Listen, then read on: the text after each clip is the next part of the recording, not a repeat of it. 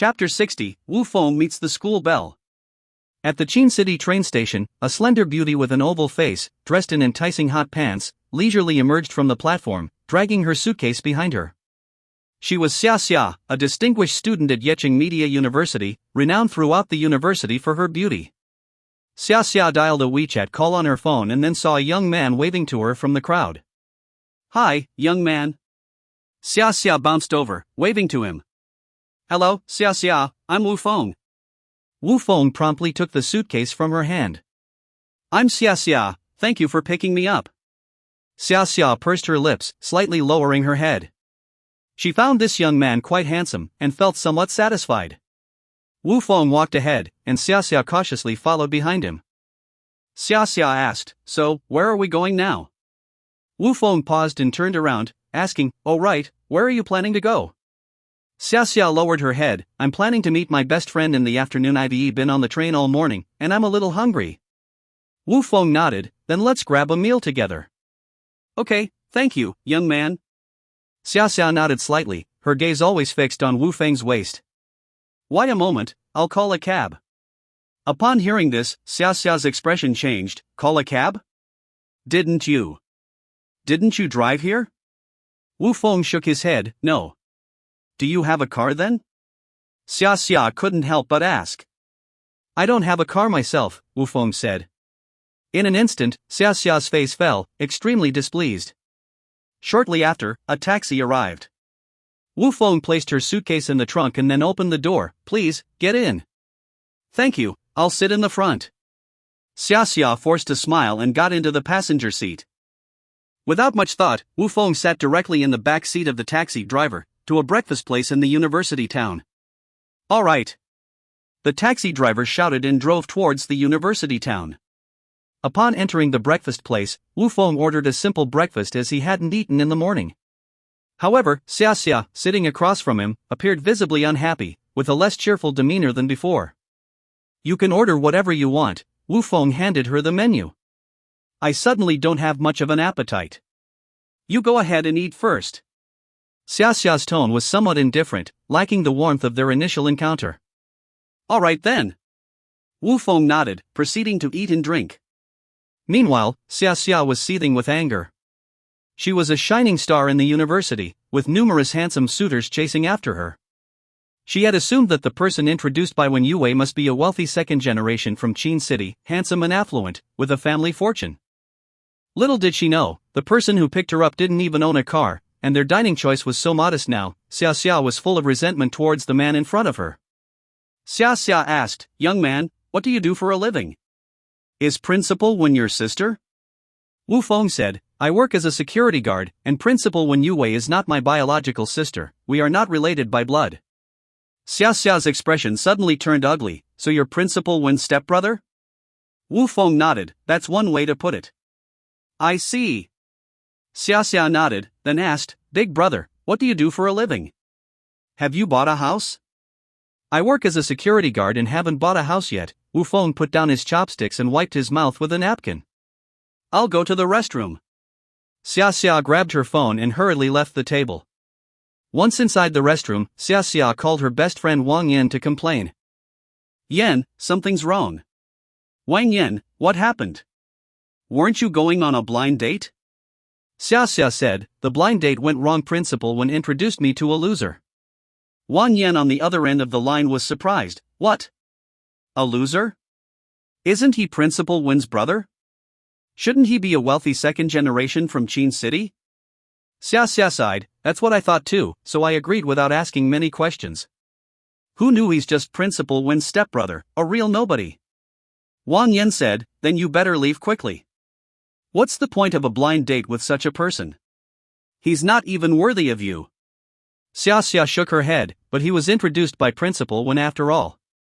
I don't want to be too direct with hurtful words, and I'm afraid he might pester me." Wang Yan chuckled, "I understand what you mean. Leave the hurting to me." Sasia smiled, "I knew it, Yan, you're the best." Wang Yan said, "Here's the plan. At noon, you take him to the International Hotel, and I'll bring some friends over. Let him know what it means to retreat in the face of difficulty. I love you, moi." Sasia kissed her phone fiercely before leaving the restroom. Have you finished eating? Sasia asked. Yeah. Wu Feng nodded. Sasia said, so, how did Principal Wen introduce me to you? Wu Feng said, she told me that a female student came to Qin City for an internship and asked me to meet you. That's all. Sasia breathed a sigh of relief. Exactly, that's what she meant. I'm not familiar with Qin City, so having more friends means more options. Yeah. Wu Feng nodded, feel free to ask if you need any help. Thank you, big brother, you're really a good person. Sasia smiled. I've finished eating, where should we go now? Wu Feng asked, getting up. Sasia said, my friend just called and invited me to lunch, let's go together. Wu Feng smiled, no wonder you said you weren't hungry. Keeping your stomach empty, huh? Something like that. Sasia said. The two of them left the breakfast place, hailed a cab, and strolled through the streets. As it approached noon, they headed towards the Qin City International Hotel. In the private room, Wang Yan wore a matching mini-skirt, leaning against her boyfriend's chest and coquettishly said, Shuai, can my friend escape this predicament today? It's all up to you. Zhang Shuai smiled, it's no big deal. Your friend is my sister-in-law, and since she's my sister-in-law, how can I mistreat her? You're mean. Wang Yan pushed her boyfriend Zhang Shuai, rubbing against him. Ha ha. Zhang Shuai laughed, let Sasia stay at our place tonight, and let's take good care of her. Honey, you're so kind. Wang Yan grabbed Zhang Shuai's arm excitedly. That's a given. Zhang Shuai flashed a mischievous smile with Sasia's best friend staying at their place, how could he miss the opportunity? At this moment, the door of the private room opened, with Sasia leading the way and Wu Feng trailing behind with the suitcase. Sasia, you're finally here. I've missed you so much. Wang Yan stood up and hugged Sasia tightly. Yan, I've missed you too. Sasia hugged Wang Yan tightly, then whispered, how's it going? Wang Yan whispered back in her ear, don't worry, everyone at this table is my husband's people. Wait and see what happens later. That's fantastic. Sasia couldn't stop smiling. Zhang Shuai stood up, come on, everyone take a seat, let's eat and chat. Chapter 61, I know the star Seya. As everyone settled down, they began pouring drinks and serving dishes. A group of young men and women started praising Zhang Shuai. Hey handsome, you're definitely the richest one at our table. You're buying drinks today no matter what. Zhang Shuai chuckled, being handsome is a given, but calling me rich, I don't agree. Hey handsome, you're being a bit Versailles. Yeah, you're the one with the good family background at our table. At just over 20, you've already bought a Benz and some properties. If you talk about being poor, even those of us with monthly allowances of 3,000 to 5,000 can't compare. Zhang Shuai waved his hand, I've spent less than $1 million in total. My dad is just the head of the European Entertainment Department, and I'm just riding on his coattails. Someone immediately asked, since your dad works in European entertainment, does he know the female star Xiaoye? Of course, he does. I even had dinner with Xiaoye last time. If you guys like, I'll get you some autographed photos later. Hey handsome, that's great. Consider it settled. Today's on the big spender. You're paying no matter what. Hey handsome, make sure to get more autographed photos. I am Xiaoye's diehard fan. Zhang Shuai smiled, no need to say more. I'll foot the bill, and after we finish eating, we'll sing at the KTV next door all afternoon. Throughout the meal, Zhang Shuai was praised incessantly, and no one paid much attention to Wu Feng. After 3 rounds of drinks and a variety of dishes, everyone moved to the KTV. Wu Feng bid farewell to Sasia, thinking that since he had already escorted her there, he wasn't really involved anymore. However, Sasia insisted that Wu Feng stay. Together with Wang Yan, they dragged Wu Feng into the KTV. Once inside, the atmosphere changed. Wang Yan nudged her boyfriend Zhang Shuai. Zhang Shuai, belatedly realizing that he had to settle Sasia's blind date, picked up the microphone and asked, we've been drinking since noon, Sasia, why haven't you introduced us to your boyfriend? Only then did everyone remember that Sasia had brought a man with her. Looking at this man, dressed in unbranded clothes that looked like they were from a street market, not wearing a watch or carrying any car keys, he seemed like a loser. How could someone like this be Sasia's boyfriend, the school belle? Many of the men present began to feel hostile towards Wu Feng. Sasia hastily waved her hand, his name is Wu Feng. We just met today and are just friends. Wang Yin chuckled, I understand. He's pursuing you, right? Sasia didn't say anything, but her attitude implied agreement. Zhang Dishui said, Sasia is the school belle of Yeqing University. Many people want to pursue her, but without a good family background, it's impossible. Wang Yin asked, Wu Feng, what does your family do? Sasia said, he works as a security guard, doesn't have a wealthy family, but he's a good big brother. Wang Yin interjected, Wu Feng, let me make this clear, if your family doesn't have assets worth $1 million, don't even think about pursuing Sasia. Don't talk nonsense, Wang Yin. Wu Feng and I are just friends, and he hasn't said he wants to pursue me. Sasia looked at Wu Feng, right? Big brother Wu Feng? Wu Feng nodded, I indeed haven't considered such a thing. Sasia is also not within my criteria for a partner. In terms of appearance, Sasia was nowhere near as good as Wu Feng's seventh sister Su Shanyan, let alone his other sisters. However, upon hearing this, Sia's face darkened, feeling insulted. Wang Yin immediately spoke up, Wu Feng, what do you mean by that? Are you looking down on someone? Zhang Dishui added, brother, you're being a bit too much. Sasia is such a great beauty. Are you worthy of her? That's too much. You can't pursue her yourself, so you're embarrassing her? This is typical loser behavior. If you didn't know any better, you'd think you were surrounded by beautiful women. The crowd turned against him, but Sasia sat on the sidelines, secretly pleased, clutching Wang Yan's hand tightly. Wang Yan said, anyone who covets my best friend deserves to be cursed. Wu Feng didn't say anything. He hadn't intended to get close to Sasia in the first place, nor did he need to show off in front of these people.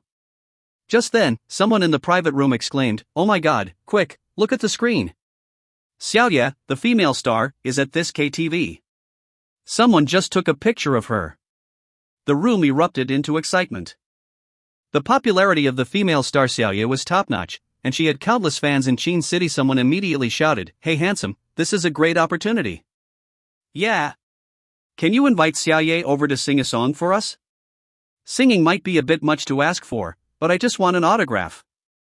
It would be enough for me to brag about on social media for half a year. All eyes turned to Zhang Dishui. Zhang Dishui's expression was not good.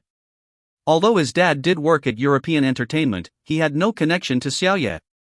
All the boasting he had done at the dinner table was just him showing off, and he had never even met Seya in person. Cough, cough. Zhang Dishui pretended to cough twice, seeing how excited you all are, Seya is a big star. She's probably here for business, asking for an autograph might be easy, but it could cause trouble. It's better to be cautious. With that, the excitement in the room died down. After all, Seya was a top star, very busy. I'll go check the situation, and if there's a chance, I'll definitely get you guys some autographs. Zhang Dishui stood up and opened the door of the private room. Just as he was about to leave, a super beautiful woman suddenly walked in. In an instant, Zhang Dishui was dumbfounded, as if he had turned into a wooden statue, unable to say a word. This beauty was none other than the female star Seya, who had just been the subject of heated discussion. Seya. It's Seya. Oh my god, it's really Seya.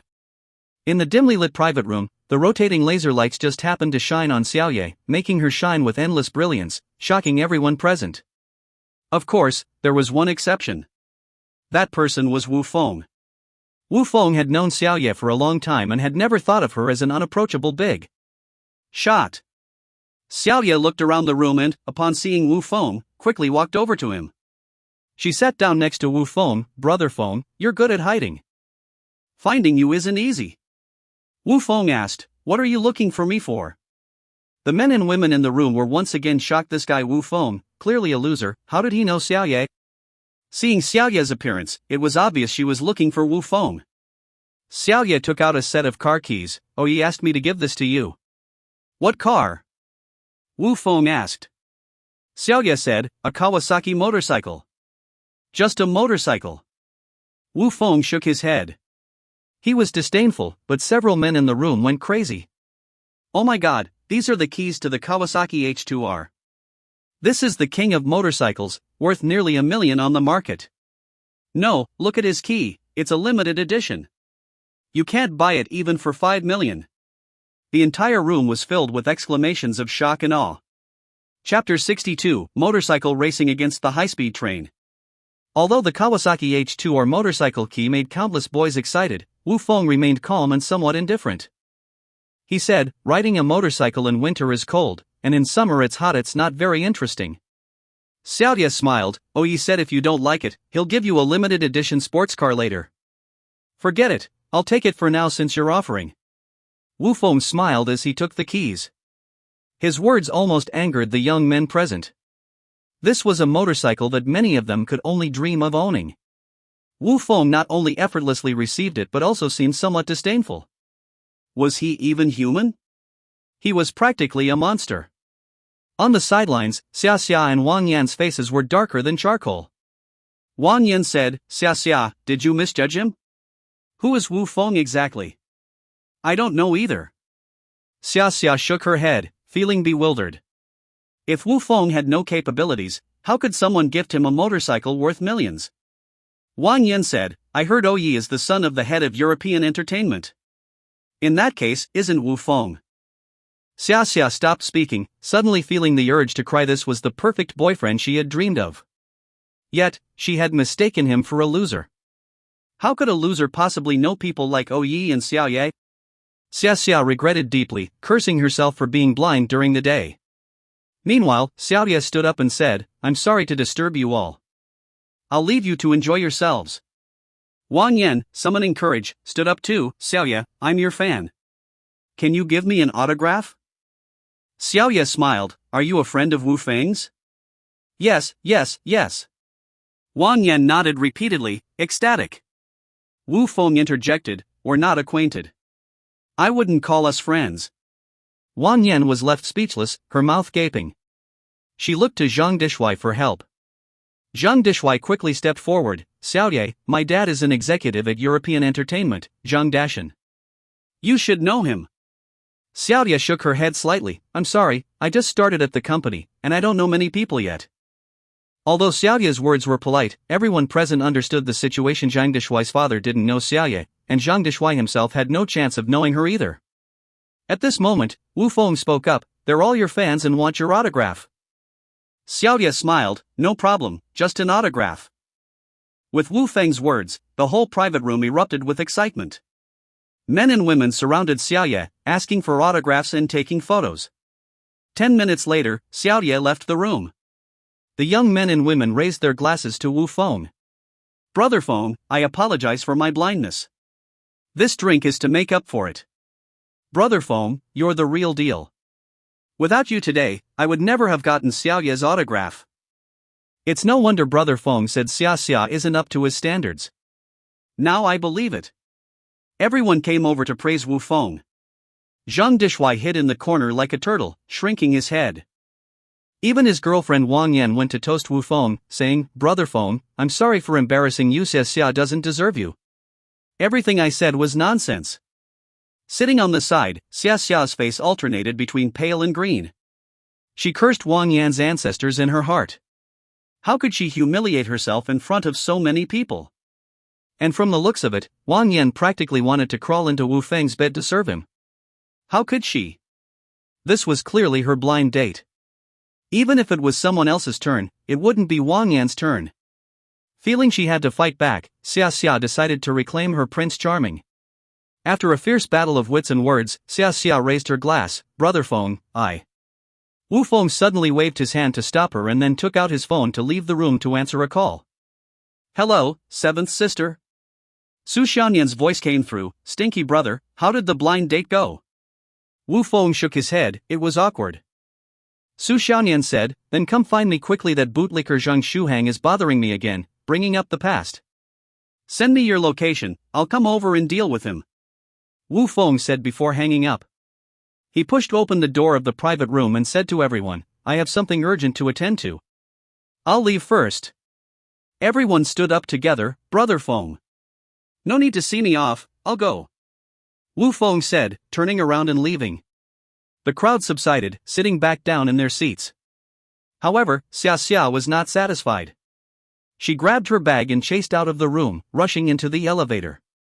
Panting, Sasia said, Brother, I'm sorry, it's all my fault. I didn't expect them to be so rude. It's okay, I didn't really care. Wu Feng smiled. Sasia smiled too, brother, you're really nice. I knew the person president when introduced to me must be reliable.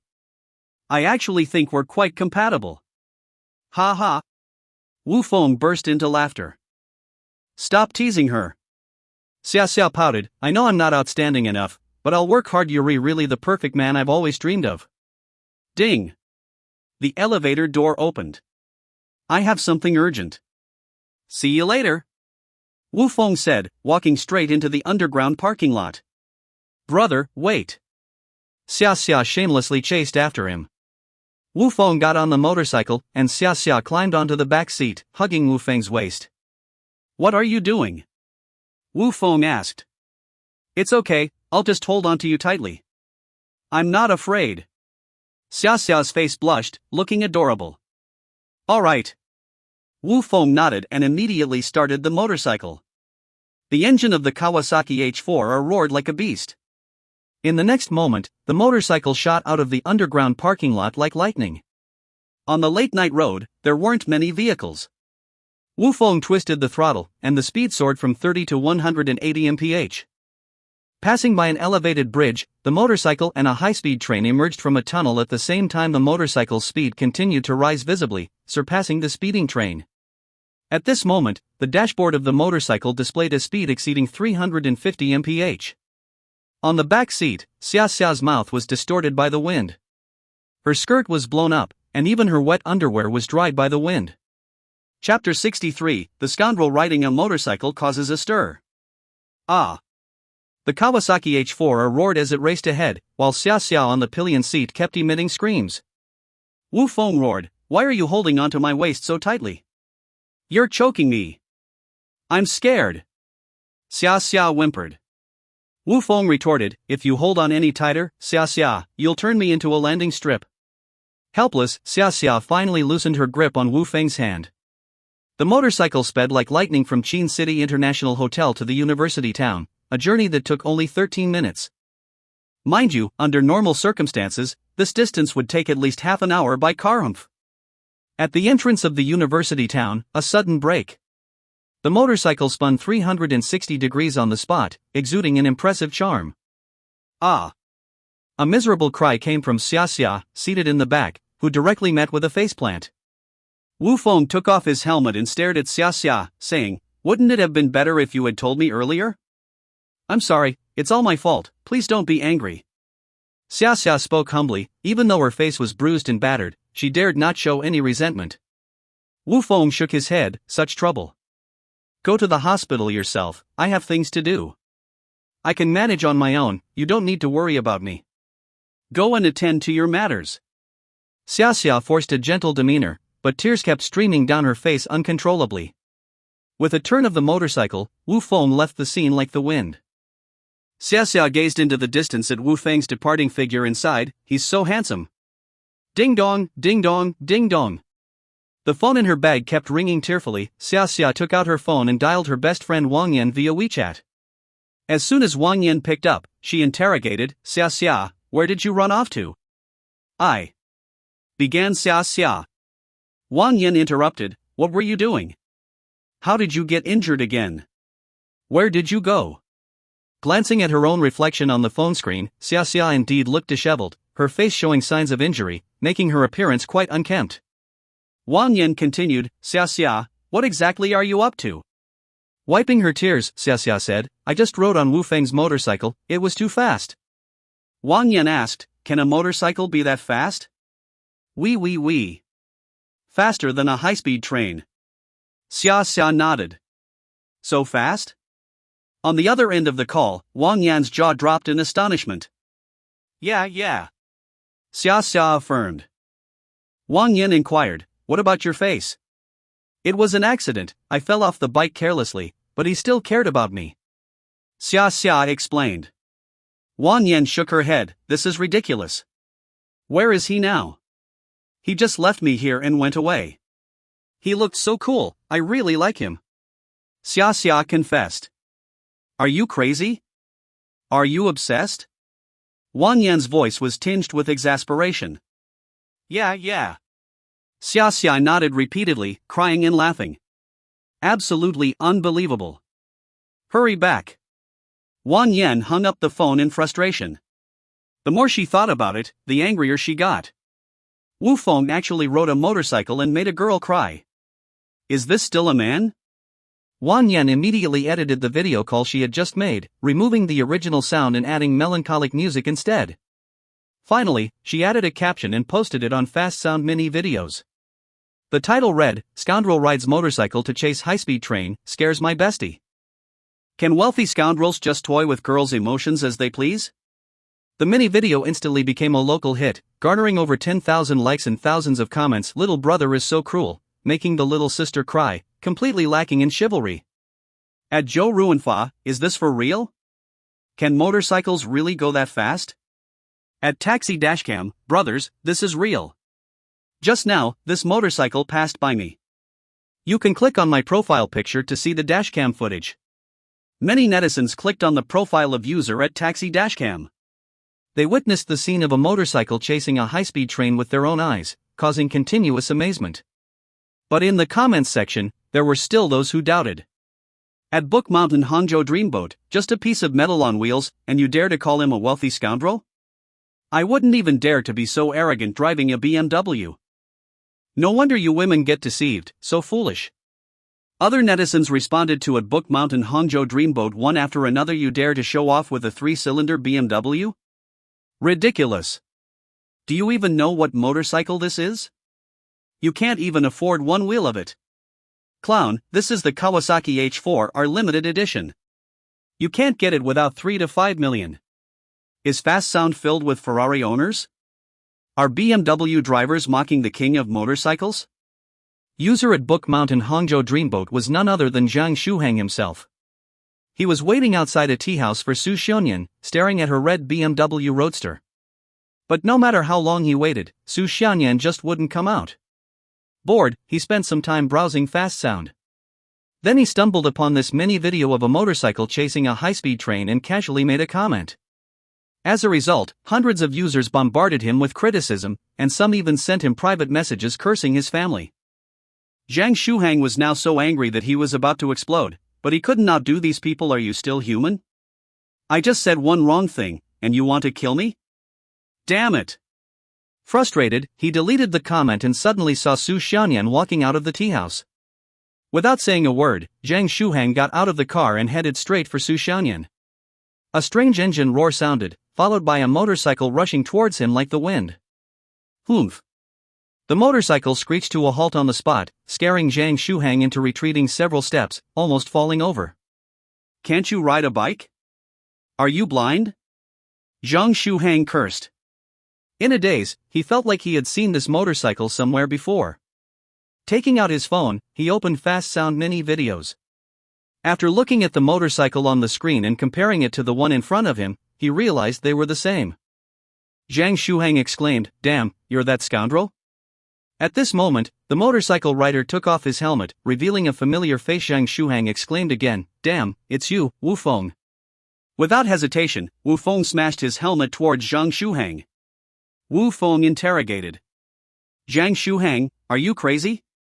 Why are you bothering my girlfriend?" "Wu Feng, you're going too far." Jang Shuang gritted his teeth in anger. "You're the one going too far," Wu Feng retorted. Pointing at Wu Feng, Jang Shuang accused, "You already have so many girlfriends, and you still go around riding motorcycles to flirt with girls? Are you even human?" "Bullshit, I was going on a blind date, not flirting." Wu Feng defended himself. "What? You're still going on blind dates?" Jang Shuang felt like his brain was going to explode from the shock. Wu Feng sneered, "What's wrong with that? It's none of your business. I'll give you one hell of a compliment. This matter is none of my concern. But you must explain things clearly about Wan Qian." Jang Shuang's eyes were full of anger. "What's wrong with Wan Qian? Do you have a problem?" Wu Feng asked. "I damn well have a problem. I gave you 1 million as a breakup fee. Why are you still together?" Jang Shuang demanded. "I broke up with her." Wu Feng laughed. "Bullshit, then why did she say you're her boyfriend?" Jang Shuang questioned. What can I do? I told her we broke up, but she insisted on clinging to me. Is that my fault? Wu Feng retorted. Chapter 64, I possess 9 girlfriends. How could such a thing be possible? I refuse to believe it. Jang Shuang roared, steadfast in his disbelief. Wu Feng tilted his head towards Su Shanyan. He refuses to believe it. Su Shanyan shrugged. Well, that's his folly then. Jang Shuang retorted, Su Shanyan, you're the foolish one. Su Shanyan muttered, you're foolish, your whole family is foolish. Wu Feng said, if you don't believe it, call Wan Qian yourself and ask. Fine, I'll call her right now, let's see how you'll explain this. Jang Shuang retrieved his phone and dialed Wan Qian's number, only to discover that he had been blocked. Jang Shuang changed his tune. Wu Feng, you call her. I'll make the call, Wu Feng said, pulling out his phone and immediately dialing Wan Qian's number. Hello, darling, it's me, Wu Feng, he said. Wan Qian chuckled. You rascal, miss me? Wu Feng put the call on speaker. Tell Jang Shuang whether I initiated the breakup and you refuse to let go. Jang Shuang hastily interjected, Wan Qian, don't be afraid of him. Tell me the truth, did this scoundrel ever mention breaking up? Wan Qian replied, Jang Shuang, are you out of your mind? Do I look like I fancy Wu Feng? He torments me endlessly, yet I treat him as my first love. Breaking up? Impossible. You. Jang Shuang began, but was cut off by Wu Feng. Darling, you should go to sleep first. Later, I'll bring Shanyan home. Love you. Love you too, wait for you to come back. Wan Qian responded. Wu Feng hung up the phone, while Su Shanyan hid behind him, suppressing her laughter. Meanwhile, Jang Shuang clutched his chest, once again enduring tens of thousands of blows. Wu Feng asked, so, did I deceive you? This. Did all 3 of you stay together? Jang Shuang inquired. Su Shanyan replied, not just the 3 of us, but also my 4th sister. The 4 of us together, occasionally with the eldest sister dropping by. Wu Feng shook his head. Jang Shuang, you're unreliable. Do you really think you can woo a girl like this? Jang Shuang questioned, am I wrong then? Wu Feng countered, you're not wrong, is it perhaps me who's wrong? Jang Shuang said, I've paid the breakup fee, but I haven't received it from Wan Qian yet. Wu Feng chuckled, you're so naive, how could you possibly woo a girl? Jang Shuang, indignant, retorted, me, naive? Impossible. Ha ha ha. Su Shanyan burst into laughter, clutching her stomach. Jang Shuang declared, I don't care, as long as you 2 haven't broken up, the money must be returned to me. Wu Feng asked, aren't you being shameless? Asking for trouble? Jang Shuang questioned, I just don't understand, why can you date so many girlfriends and still go on blind dates? You're not an emperor. Wu Feng sneered, why not? Let me tell you now, it's because of my charm, emotional intelligence, and physique. Jang Shuang shook his head. What nonsense are you spouting? Are you as charming as me? I have the emotional intelligence to move mountains, and as for physique, I've been the champion of the National Taekwondo Friendship Tournament for 3 consecutive years. Su Shanyan interjected, what's all this arguing for? Since both of you are so capable, why not settle it with a fight? Alright, both men agreed simultaneously. Jang Shuang declared, then let's fight. Wu Feng chuckled, if you can beat me, the conditions are open. You're asking for it. Don't blame me for not being polite. Jang Shuang immediately took off his suit and began warming up. Meanwhile, Wu Feng stood still, leisurely lighting a cigarette. I only need 1 leg to beat you, he taunted. Jang Shuang exploded, how dare you insult a champion like me? Today, I'll make you wish you never knew your own mother.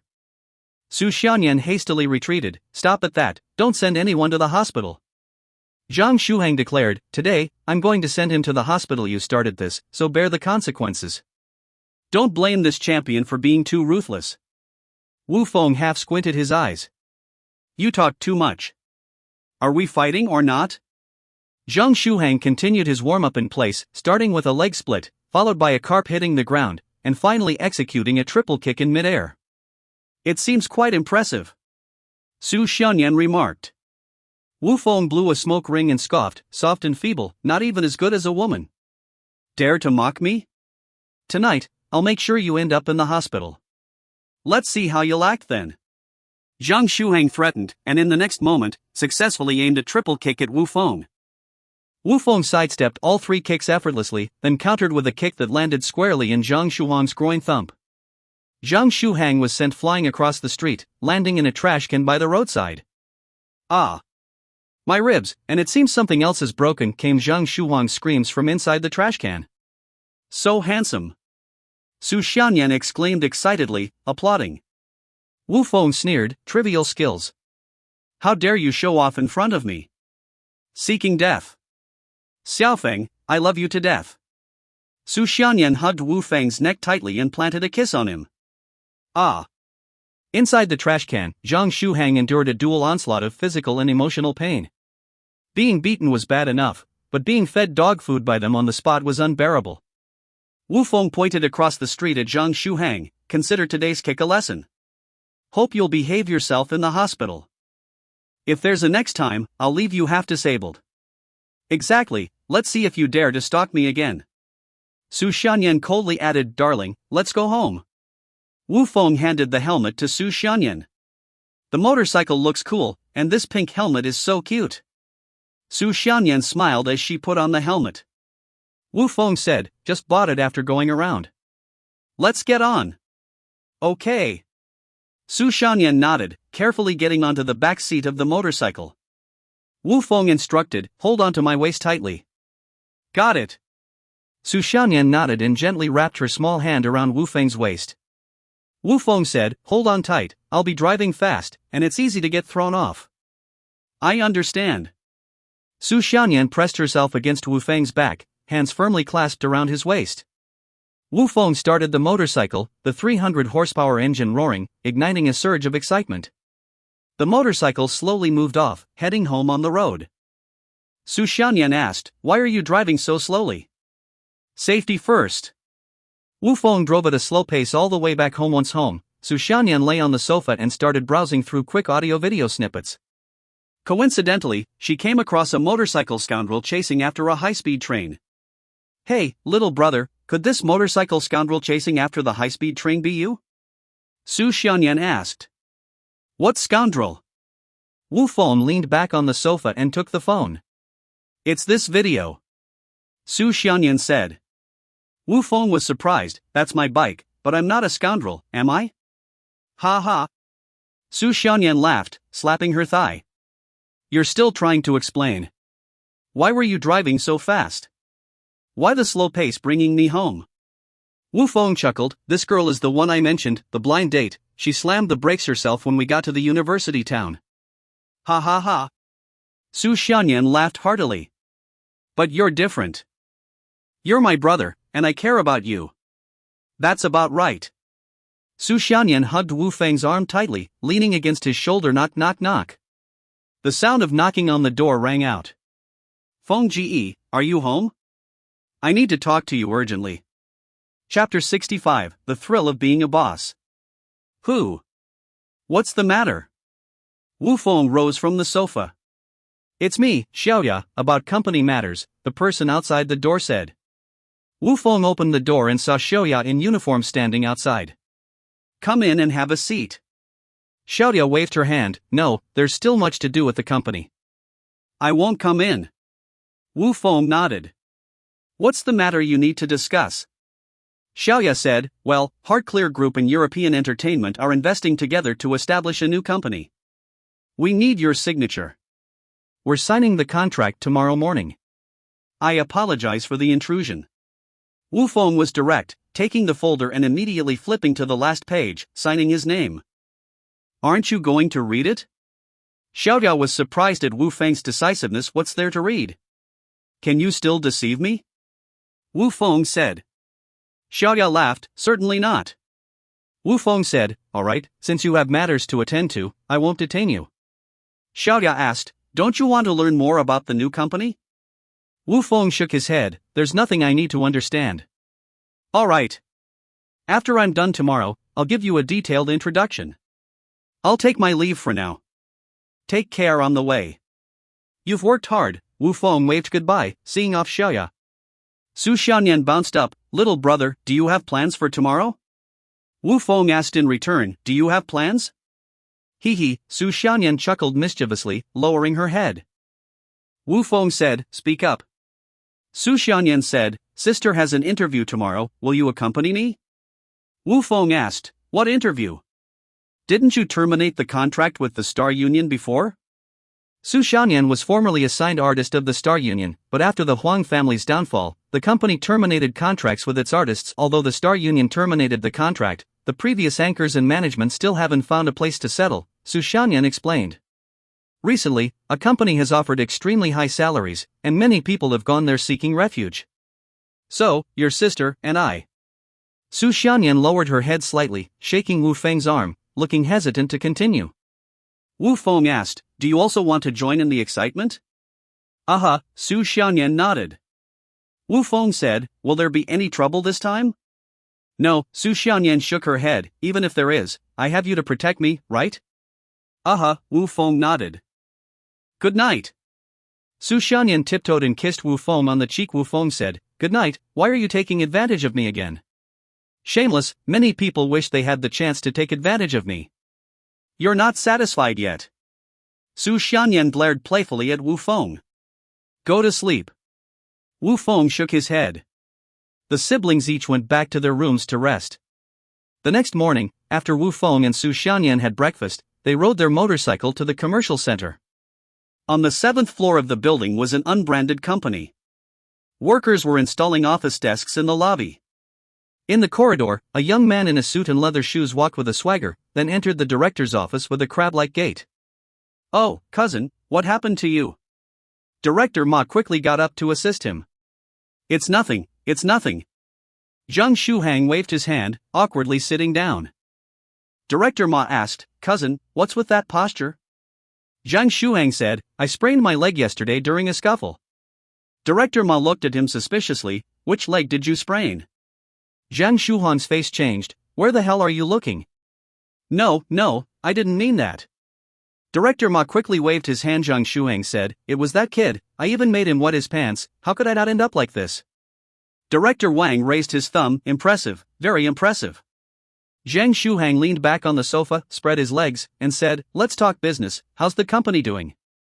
Director Wang said, you and Uncle Zhang can rest assured, with European Entertainment and Heartclear Group jointly investing in the company, there won't be any problems. Jang Shuang nodded in satisfaction. Recently, his father, Zhang Laowu, made a windfall, and he didn't know how to spend it all. Under the suggestion of his nephew, Wang Dan, who is also this Director Wang, he invested in this newly established company. It was precisely because of this investment that Wang Dan landed a temporary director position. Wang Dan said, after the company opens, brother will be a minority shareholder. Those little anchors will try their best to charm you. Be mentally prepared. Ha ha. Zhang Shuang burst into laughter, slapping his thigh with joy. Wang Dan said, later, these female anchors will come to join. You'll have a look personally and decide whom you like. I'll arrange it. Dan, you have a good eye. Zhang Shuang excitedly patted Wang Dan's back. In no time, the beautiful female anchors arrived for their interviews. The so-called interview was merely a formality. Wang Dan just collected their resumes, had a brief chat, introduced the company's situation, and boasted about Jang Shuang's minority shareholder status. Half an hour passed, and over 20 female anchors were interviewed. Zhang Shuang sat on the sofa, grinning widely. Wang Dan asked, cousin, how do you feel? Zhang Shuang said, being a leader feels so damn thrilling. Just now, in this short while, 7 or 8 girls added me on WeChat. Ha ha. Wang Dan laughed, you've got some value now, you'll be a minority shareholder in the future. Reasonable. Zhang Shuang nodded, adjusting his suit, pretending to be serious. Thinking of yesterday's experience, it was truly embarrassing. What's the big deal about having 9 girlfriends? In the future, as a minority shareholder, he'll establish his harem directly within the company. That's the life of an emperor. Knock. A knocking sound was heard. Wang Dan loudly said, please come in. The office door was pushed open, and a pure-looking beauty in a long dress walked in. Director Wang, hello, I'm Shanyan, the former anchor of the Star Union. Shanyan placed her resume on the table. Director Wang smiled. I've heard of Sister Shanyan's reputation. Welcome to join our new company. From now on, we'll be colleagues. Shanyan slightly bent down. I'll need your guidance in the future. It's you, Su. Shanyan? Jang Shuang, sitting beside, suddenly spoke. Shanyan turned her head and saw someone she didn't want to see, Jang Shuang. How come you're here? Are you here for an interview too? Shanyan asked him. Ha ha ha. Jang Shuang burst into laughter, clapping his thighs with both hands. Cough, cough. Wang Dian intentionally coughed twice, signaling Jang Shuang to maintain his composure. Jang Shuang said, Shanyan, oh Shanyan, it seems you still don't understand me enough. Ha? Shanyan was puzzled. Jang Shuang said, let me be clear, I'm a minority shareholder of this company, my dad has shares here. After hearing this, Shanyan's heart sank halfway. Jang Shuang laughed heartily, still interviewing? I'm your interviewer. Shanyan was bewildered. Chapter 66, Jang Shuang and his father join forces. Ha ha ha. Jang Shuang burst into a sinister laughter. It could be said that Jang Shuang had never felt so triumphant in his life. Ha! Shanyan couldn't help but avert her eyes from the scene in front of her. Wang Dian reminded, minority shareholder, watch your image. Right, right. Jang Shuang nodded in agreement. Wang Dian hurriedly said, Sister Shanyan, we've already reviewed your situation. There's no need for an interview. You can proceed with the onboarding process later. Jang Shuang waved his hand, that won't do. I want to personally interview this person. What do you mean? Shanyan stared at Jang Shuang with some displeasure in her eyes. Jang Shuang stood up, swaggering over to Shanyan's side. Shanyan, do you still not understand what I mean? Shanyan shook her head coldly, I don't understand what you mean. Jang Shuang said, what's the point of Wu Feng? Why are you with him? Shanyan shook her head, Jang Shuang, are you having a relapse? Does yesterday's kick from Wu Feng not hurt anymore? Jang Shuang was enraged, stop bringing up what happened last night. What's in the past is in the past. I, Jang Shuang, am no longer a loser. Shanyan coldly snorted, I feel like you haven't changed at all, but instead become even more of a loser. Jang Shuang shouted, Shanyan, how dare you talk to your superior like that? Wang Dian quickly intervened, please, both of you, sit down and talk properly. Shanyan said, your father being a shareholder in the company has nothing to do with you in this company, you're nothing. You. Jang Shuang's face immediately changed color. What about me? If I had known that you, this fly, were in the company, I definitely wouldn't have come. Shanyan picked up her resume and turned to leave. Stop. Jang Shuang blocked Shanyan's path, not letting her leave. Shanyan said, Wu Feng is outside. Are you looking to get beaten up again? Wu Feng. Upon hearing this name, Jang Shuang's anger flared even more. Who called me? The office door was pushed open again, and Wu Feng walked in briskly. Jang Shuang, what are you doing here? This should be my question to you. Why are you here? Jang Shuang retorted. Wu Feng replied, I should be asking you that. Jang Shuang sneered, I'm a minority shareholder of the company. As the interviewer today, why do you think I'm here? Shanyan shook her head, I also didn't expect him to be here. I'm not going through with this interview. Wu Feng nodded, alright, then let's go home. As the two turned to leave, Jang Shuang immediately blocked the door, you said you're not going through with the interview? Do you know who I am? I'm a minority shareholder of this company. I think of you as nothing. Wu Feng retorted. Jang Shuang exploded, what the hell did you say? I'm a minority shareholder of this company, and my cousin is the director. It's easy for me to ruin you all with just a word. What do you have to compete with me? You think you're tough just because you can fight? With just a word from me, you'll never get a job in this industry again. Wu Feng shook his head and looked at Shanyan, did I kick him in the head yesterday? I don't think so, Shanyan shook her head. Wu Feng said, then why does he seem like his brain is damaged? Jang Shuang gritted his teeth, are you saying I'm the one with the damaged brain? You're looking for death. Dare to pretend to be cool with me again? Slap. Wu Feng's hand swung out, landing a slap on Jang Shuang's face. Jang Shuang bared his teeth. How dare you hit me again? Wu Feng said, what's wrong with hitting you? Even a good dog won't block the way. What are you doing here? Jang Shuang yelled, are you calling me a dog? Wu Feng replied, you're a real dog.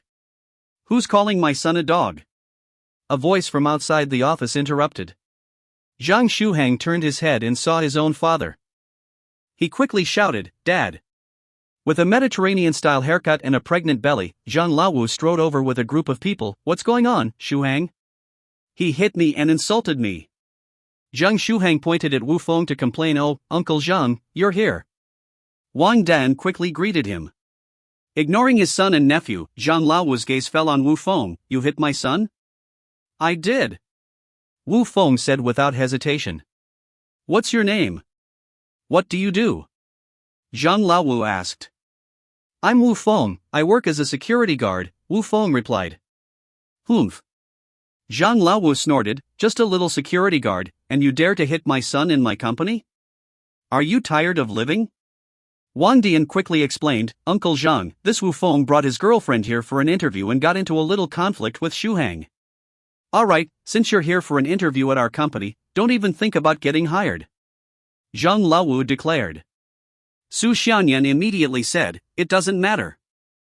With people like you around, I don't want to stay in this company anyway. Zhang Laowu chuckled, do you think I'll let you leave just like that? Wu Feng asked, what do you mean? Zhang Laowu said, kneel down and apologize to my son right now, or I'll make sure your girlfriend never works in this industry again. Zhang Shuang immediately became defiant. Wu Feng, did you hear that? Apologize to me. Wang Dian chimed in, Sister Shanyan, Mr. Zhang is a shareholder in the company. It's a bit early to talk about blacklisting you. But, as the company develops in the future, I believe Mr. Zhang will definitely fulfill this promise. Shanyan said, I'm not afraid. Wang Dian continued, Sister Shanyan, when in someone else's house, you have to bow your head. Your boyfriend hitting someone is indeed not right. Wu Feng interjected, don't speak in riddles and nonsense. Shanyan said, please move aside. We're leaving now. Wang Dian added, Sister Shanyan, you don't seem to understand the background of the company, do you? Shanyan replied, I indeed haven't understood it. If I had known, maybe I wouldn't have come. Wang Dian said, although our company hasn't gone public, it will definitely become the largest live broadcast guild in Qin City in the future. Its two major shareholders are. Before Wang Dian could finish his sentence, the crisp sound of high heels echoed. What are you all arguing about? A woman in uniform slowly walked over. Wang Dian smiled, oh, President Lin, why are you here too? With confidence, Zhang Laowu said, since President Lin is also here, let's clarify things right now. President Lin turned her head and suddenly saw Wu Feng, Brother Feng? Shya? Wu Feng also recognized this President Lin, who was Assistant Shya to the elder sister Gu Xian's assistant. Why are you here? Wu Feng and Shya simultaneously said. Shanyan asked, Shya, are you the president of this company? Shya nodded, the new company is busy, and President Gu asked me to temporarily take on this position. Zhang Laowu's anger grew even more, since President Lin knows these two people, then they should give me an explanation for hitting my son. Zhang Shuang stood firm, yes, it must be clarified. Otherwise, this temporary president of yours should step down. Chapter 67, so it turns out I am the chairman. Shya spoke up, Mr. Zhang, we are all associates here. Let's communicate civilly. Zhang Laowu responded, what's there to discuss? Your friend assaulted my son. There is no justification for that, morally or legally. Shya was taken aback, assaulted? Wu Feng remarked, your son acted like a guard dog at the door, blocking passage. If not him, then who else could I confront? Zhang Shuang roared, Father, look at his arrogant demeanor, he behaves as if he's superior to everyone. Wu Feng chuckled, indeed, I do see myself as superior, because in my eyes, you are nothing but a cur. Zhang Laowu pointed at Wu Feng admonishingly, with youthful arrogance and uninformed conceit, you may regret the words you speak today for a lifetime. Wu Feng retorted, if youth lacks fervor, can it still be called youth? You. Zhang Lao's face turned aubergine with anger as he pointed at Shya and said, Lin, as a shareholder, I order you to issue a personnel embargo against them both in the company's name. Shya was puzzled. Personnel embargo? Zhang Lao countered, do you not understand? Simply put, it means accusing them both of major misconduct within the company, leading to their dismissal and permanent ban from employment, and advising industry peers against hiring them. Shya remarked, so it's essentially a blacklisting. Yes, precisely. Zhang Lao nodded, unruffled. Jang Shuang smirked, now you two scoundrels understand the power of my father, don't you? Shanyan commented, shameless. Ha ha ha, the Zhang father and son burst into laughter. Shya said, Mr. Zhang, I'm afraid I cannot comply with your request. Zhang Lao's expression changed, what did you say? Jang Shuang also queried, why can't you comply? Do you wish to resign? Shya shook her head, Wu Feng is the largest shareholder and chairman of this company. Zhang Shuang bellowed, what did you say? Say it again? Who is the chairman? Zhang Lao was incredulous. Shya said, Wu Feng is the chairman and also the largest shareholder. This company is called Vanguard Entertainment. In an instant, the Zhang family and Wu Feng were all dumbfounded. Equally bewildered were Wu Feng and Shanyan. Shanyan asked, how did Wu Feng become the chairman? Wu Feng inquired, when did this happen? I had no idea myself. Shya explained, it was the document I had you sign last night. However, I didn't scrutinize it at the time. I only noticed this morning. Both Euro Entertainment and Sunshine Group simultaneously elected you as chairman, granting you the right to enjoy share dividends. In other words, both companies are only responsible for investment, and all profits belong to you. Shanyan said, so, basically, the company was handed over to Wu Feng for free? Shya nodded, yes, that's the gist of it. Wu Feng chuckled, so, this company is under my sole authority. Shya nodded, indeed, so Mr. Zhang's conditions are impossible to meet. Zhang Lao bellowed, impossible, absolutely impossible. How could two major conglomerates casually hand over the company to this pauper? Zhang Shuang remarked, damn, I get it now. You've perfected the art of living off others. Wang Dian's demeanor immediately changed. He promptly bowed to Wu Feng. Chief Executive Wang Dian pays his respects to the chairman and seeks your guidance. Cough cough. Wu Feng cleared his throat twice. Shya, what was that decree Mr. Zhang mentioned? Shya repeated, personnel embargo. Wu Feng nodded, yes, that personnel embargo, extended as a courtesy to Mr. Zhang and his son. Shya promptly responded, no problem. With the backing of two major conglomerates, and considering Mr. Zhang's abuse of power, it's sufficient grounds for the entire industry to embargo him. Please, please, please, let's talk it out. Zhang Lao retreated in a second. For someone of his nouveau riche background, losing face was akin to losing one's place in the business world. If he were blacklisted by the entire industry, he wouldn't be able to conduct any business. Eventually, they would be left with nothing. This wasn't just a mere embargo, it was a threat to the survival of the Zhang family. Shya looked troubled, Mr. Zhang, this is the chairman's decision. Perhaps you should. Zhang Lao realized, looking helplessly at Wu Feng, young man, I may have been too harsh earlier. I apologize to you. A man of your stature doesn't remember the offenses of a small fry like me. Zhang Shuang was displeased, father, what are you doing? Why are you begging him? We have money. Why fear a mere threat of blacklisting? Slap. Zhang Lao swung his hand and landed a resounding slap across his son's face.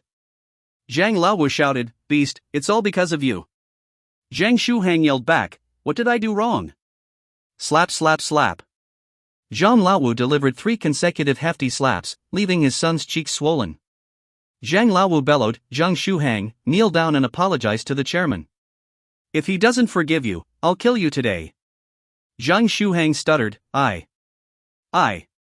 What? What are you going to say? Zhang Lao raised his hand as a signal. Zhang Shuang was too scared to speak and obediently knelt on the ground, feeling wronged and on the verge of tears. Zhang Lao hurriedly pleaded, Mr. Wu, I was blind. I beg you, please don't treat me like this. Wu Feng smiled, didn't you say I'd regret it for a lifetime? Zhang Laowu vigorously shook his head. No, no, no, it's me who will regret it for a lifetime. Wu Feng glanced at his shoes. Who dirted my shoes? Chairman, I'll clean your shoes. Wang Dian was quick to kneel down and used his sleeve to wipe Wu Feng's shoes. Dian, you have no shame. Zhang Laowu was taken aback, intending to make a statement, only to be intercepted by his own nephew. Wang Dian chuckled. Zhang Laowu, from now on, I disown you as my relative. Please, don't drag me down anymore. You. Zhang Laowu was so infuriated that he felt like spitting blood. His own nephew was kneeling and licking the boots of their enemy, then turning against him. Wang Dian stated, I pledge my unwavering loyalty to the chairman, devoting myself to the company until my last breath. Wu Feng laughed, see that? Even when it comes to shoe shining, you, Zhang Laowu, are not even on the list. Zhang Laowu fell silent, suddenly unsure of what to say. Wu Feng asked, do you regret it now? Zhang Laowu nodded repeatedly, yes, yes, yes, I regret it deeply, regretting my actions. Wu Feng remarked, but I have no regrets at all. This decision stands firm. Zhang Laowu hesitated, but immediately, in the company's name, issue a personnel embargo against the Zhang family. Wu Feng declared before turning and leading Su Shanyan into the chairman's office. Yes, chairman. Xiaoya nodded hurriedly and followed. Wang Dian crawled up from the ground and followed. Chairman, I'll tidy up your office. Meanwhile, Zhang Laowu was left dumbfounded, slumping to the ground. Father, do you have to be this spineless? Since we're already blacklisted, begging won't help. Jang Shuang protested, Beast, it's all because of you. Zhang Laowu, furious, grabbed a stool and mercilessly swung it at Jang Shuang's head. Ah! Why are you hitting me? Am I to blame for your incompetence? I'm your son, not your subordinate. Why are you hitting me? If you hit me again, I'll tell Mom. Ah! Throughout the entire company, echoed the pitiful cries of Zhang Shuang. Chapter 68, the notable figures of Qin City make an appearance. Wu Feng sat in the chairman's office chair, crossing his legs casually. Su Shanyan stood behind him, gently kneading his shoulders. I never imagined my little brother could transform into my superior. Xiaoya quickly interjected, Chairman, it's all my fault for being careless. Otherwise, such a big mess wouldn't have occurred. Wu Feng replied, the situation arose suddenly. It's not your fault. Moreover, your timing today was impeccable. Xiaoya bit her lip lightly. Chairman, I will be more careful in the future. Wu Feng nodded slightly, understanding that this was the gift from the O family. As for the HeartClear group, it was just a way to strengthen relationships. The kindness of elder sister Gu Xinxiang towards Wu Feng was beyond doubt. With this in mind, Wu Feng picked up his phone and called Elder O. Hello, Elder O, it's me, Wu Feng. On the other end of the line came Elder O's laughter. Ah, the benefactor is calling. I am deeply gratified. Wu Feng said, you have bestowed upon me 2 great gifts. Thank you. Elder O replied, your kindness to our O family transcends everything. These small tokens of appreciation hardly suffice. However, there is one more thing I'd like to ask for your help with. I wonder if you'd be interested? Wu Feng's expression changed. Elder O, are you an early riser only when there's profit involved? Elder O chuckled. No, no, no. This matter is an opportunity for you. Wu Feng became interested and stood up, walking to the floor-to-ceiling window. Please elaborate. Elder O said, there is a prominent figure in Qin City who is critically ill, and I would like to invite you to visit him. Wu Feng inquired, prominent figure? How significant? Elder O smiled, this figure, beneath the heavens of Qin City, is known as the Old City Lord by all. I've never heard of him. Wu Feng shook his head. Elder O laughed, that's understandable. You are an outsider, after all. It's not surprising if you haven't heard of him.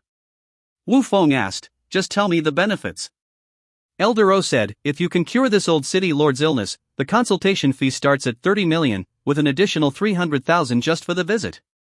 Wu Feng decisively replied, money is of no importance to me. I am primarily interested in saving lives. Count me in. Elder O hesitated, well. Wu Feng declared, arrange it immediately. Time is of the essence when it comes to illnesses.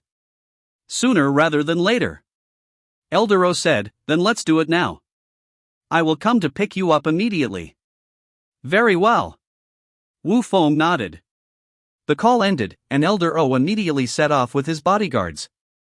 Half an hour later, Wu Feng boarded Elder O's red flag L5, accompanied by his disciple, Zhu Xian. This was Elder O's suggestion. Although Wu Feng was exceptionally skilled, his young age made him susceptible to being underestimated. With Zhu Xian accompanying him, no one would dare to belittle him. The car journey took them from the city to the suburbs and into the mountains. Wu Feng asked, "Where are we going?" Elder O replied, "Ahead lies the Yanshan Mountains, the tallest mountain range in Hebei province. The old city lord resides on the mountainside." Zhu Xian suddenly became excited. "Elder O, is the person we're going to treat the old city lord?" "Yes," Elder O nodded. Zhu Xian exclaimed, "No wonder. No wonder indeed. It makes sense that only the old city lord could prompt Master to act personally." Wu Feng asked, "What do you mean by no wonder? Do you know who the old city lord is?"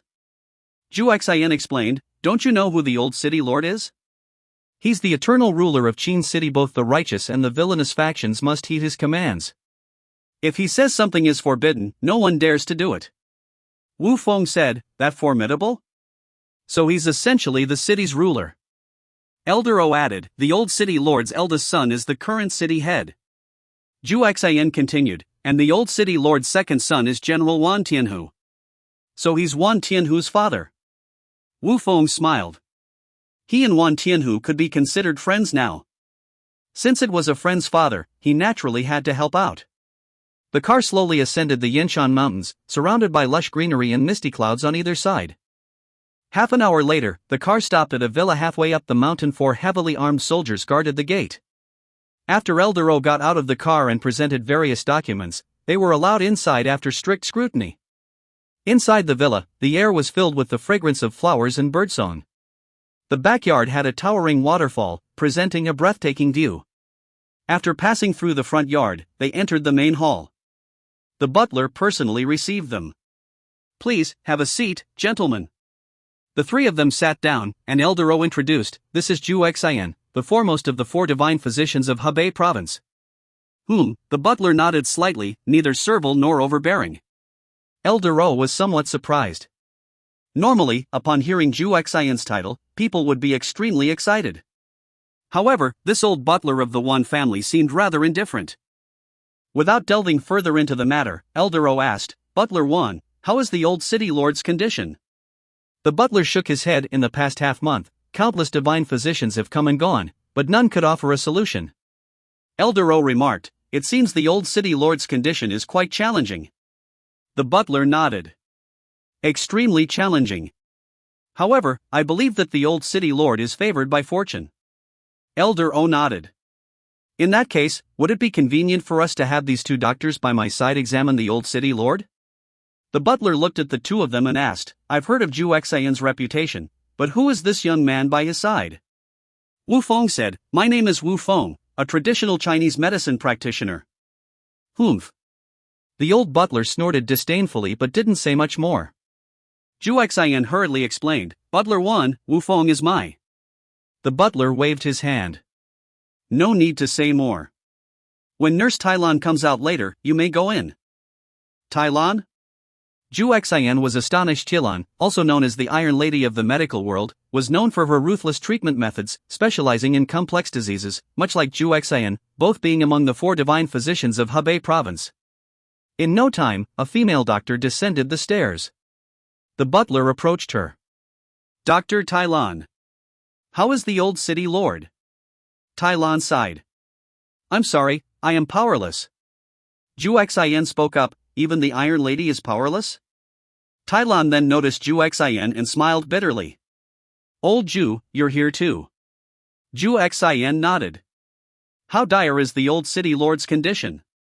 Tailan said, "Considering our years of camaraderie, I advise you not to waste your time.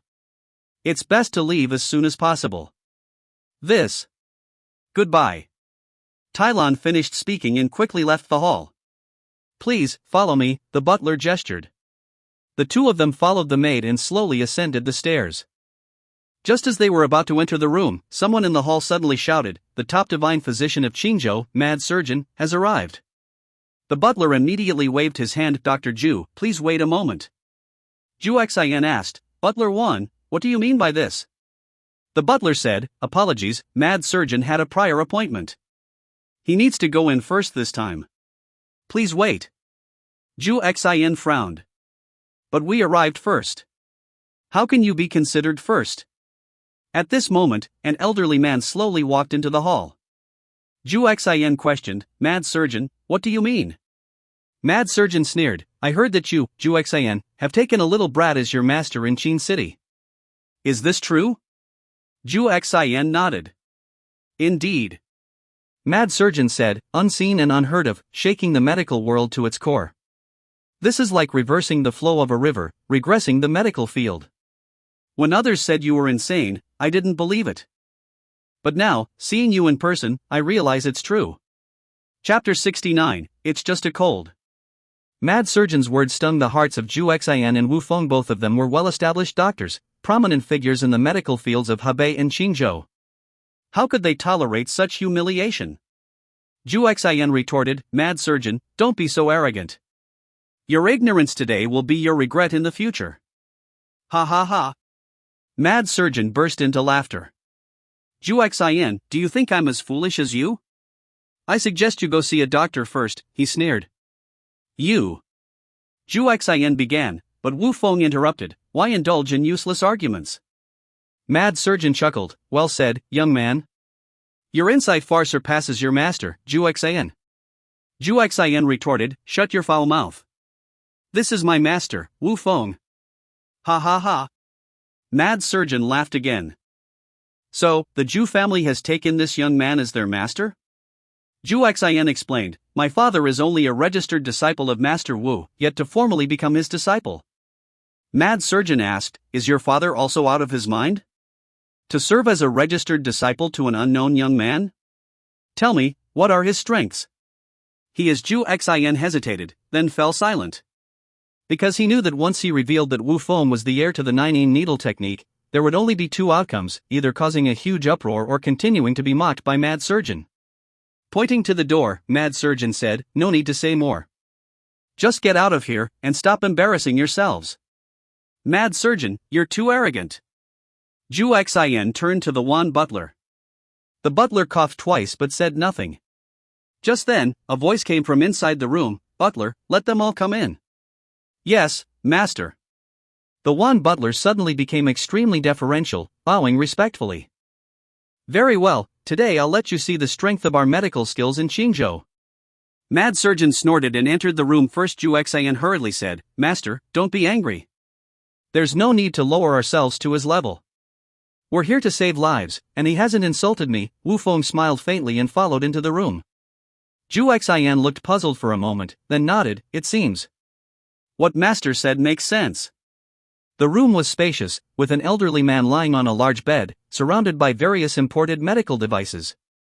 Wan Tianhai, the seemingly gentle son, stood by the bedside.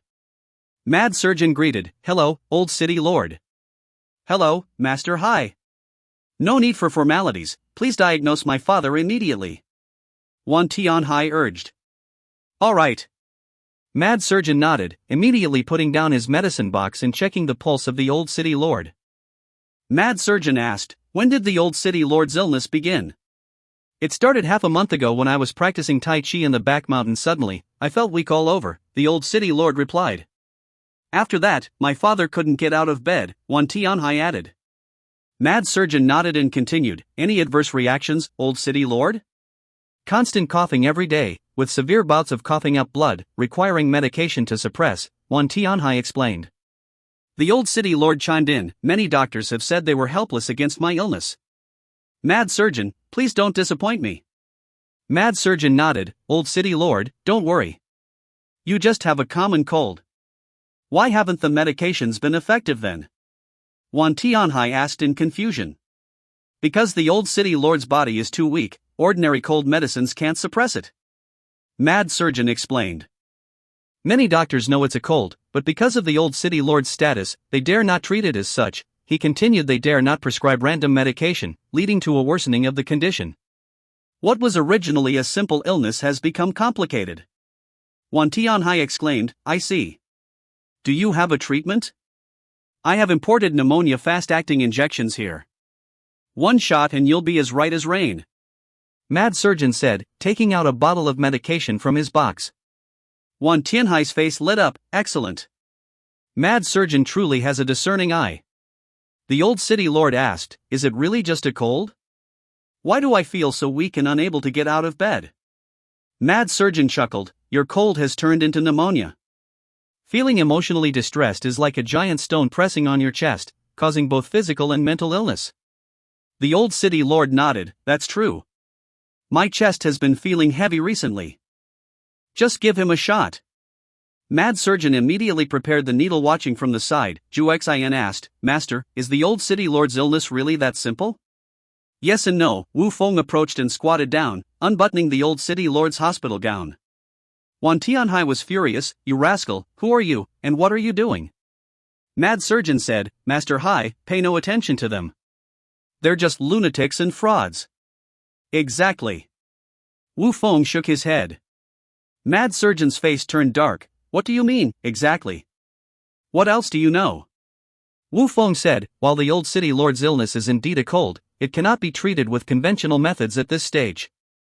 That's precisely why many divine physicians are helpless. You're just spouting nonsense. This is exactly the strategy I'm using to treat the old city lord.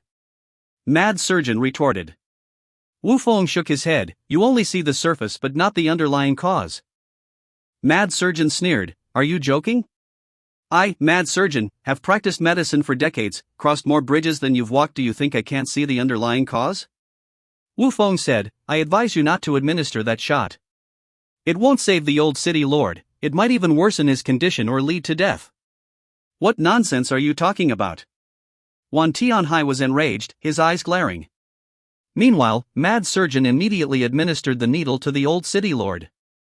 Wu Feng shook his head, it's hopeless. Guards! Wan Tianhai shouted. 2 guards with pistols rushed in, glaring at Wu Feng. At this moment, the old city lord's complexion suddenly improved, becoming rosy. I suddenly feel stronger. Help me up, the old city lord exclaimed. Yes. Wan Tianhai hurried forward to assist his father. With a smile on his face, the old city lord said, it's indeed a miraculous medicine. I feel much better now. Mad Surgeon chuckled, then turned to Wu Feng, young man, what do you think now? I hope you'll be alright, Wu Feng replied calmly. Without further comment, Wan Tianhai pointed angrily to the door, both of you, get out of here from the Wan family. Leave, both of you. The guards pushed them out aggressively. Chapter 70, Trouble at the Wanjia Hospital again. Lord O's red flag sedan departed from the villa halfway up the mountain. Sitting in the passenger seat, Zhu Xian turned his head and asked Lord O, do you believe in my master? Lord O nodded, I trust the medical skills of my benefactor. However, this time treating the old city lord was somewhat reckless. Zhu Xian replied, Master, I unconditionally believe in you. Indeed, Wu Feng nodded.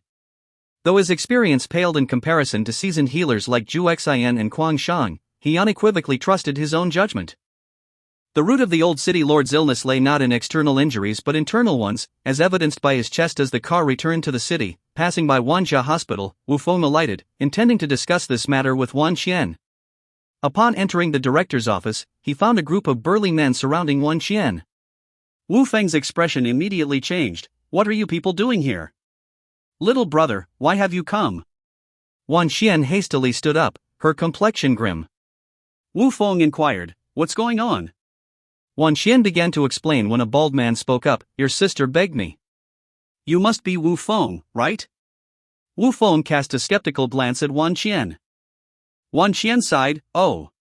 The bald man continued, Wan Qian, you're too shy to say it, let me speak for you. Supervisory authorities inspected and found the medical equipment at Wanjia Hospital to be outdated, demanding replacement within a month.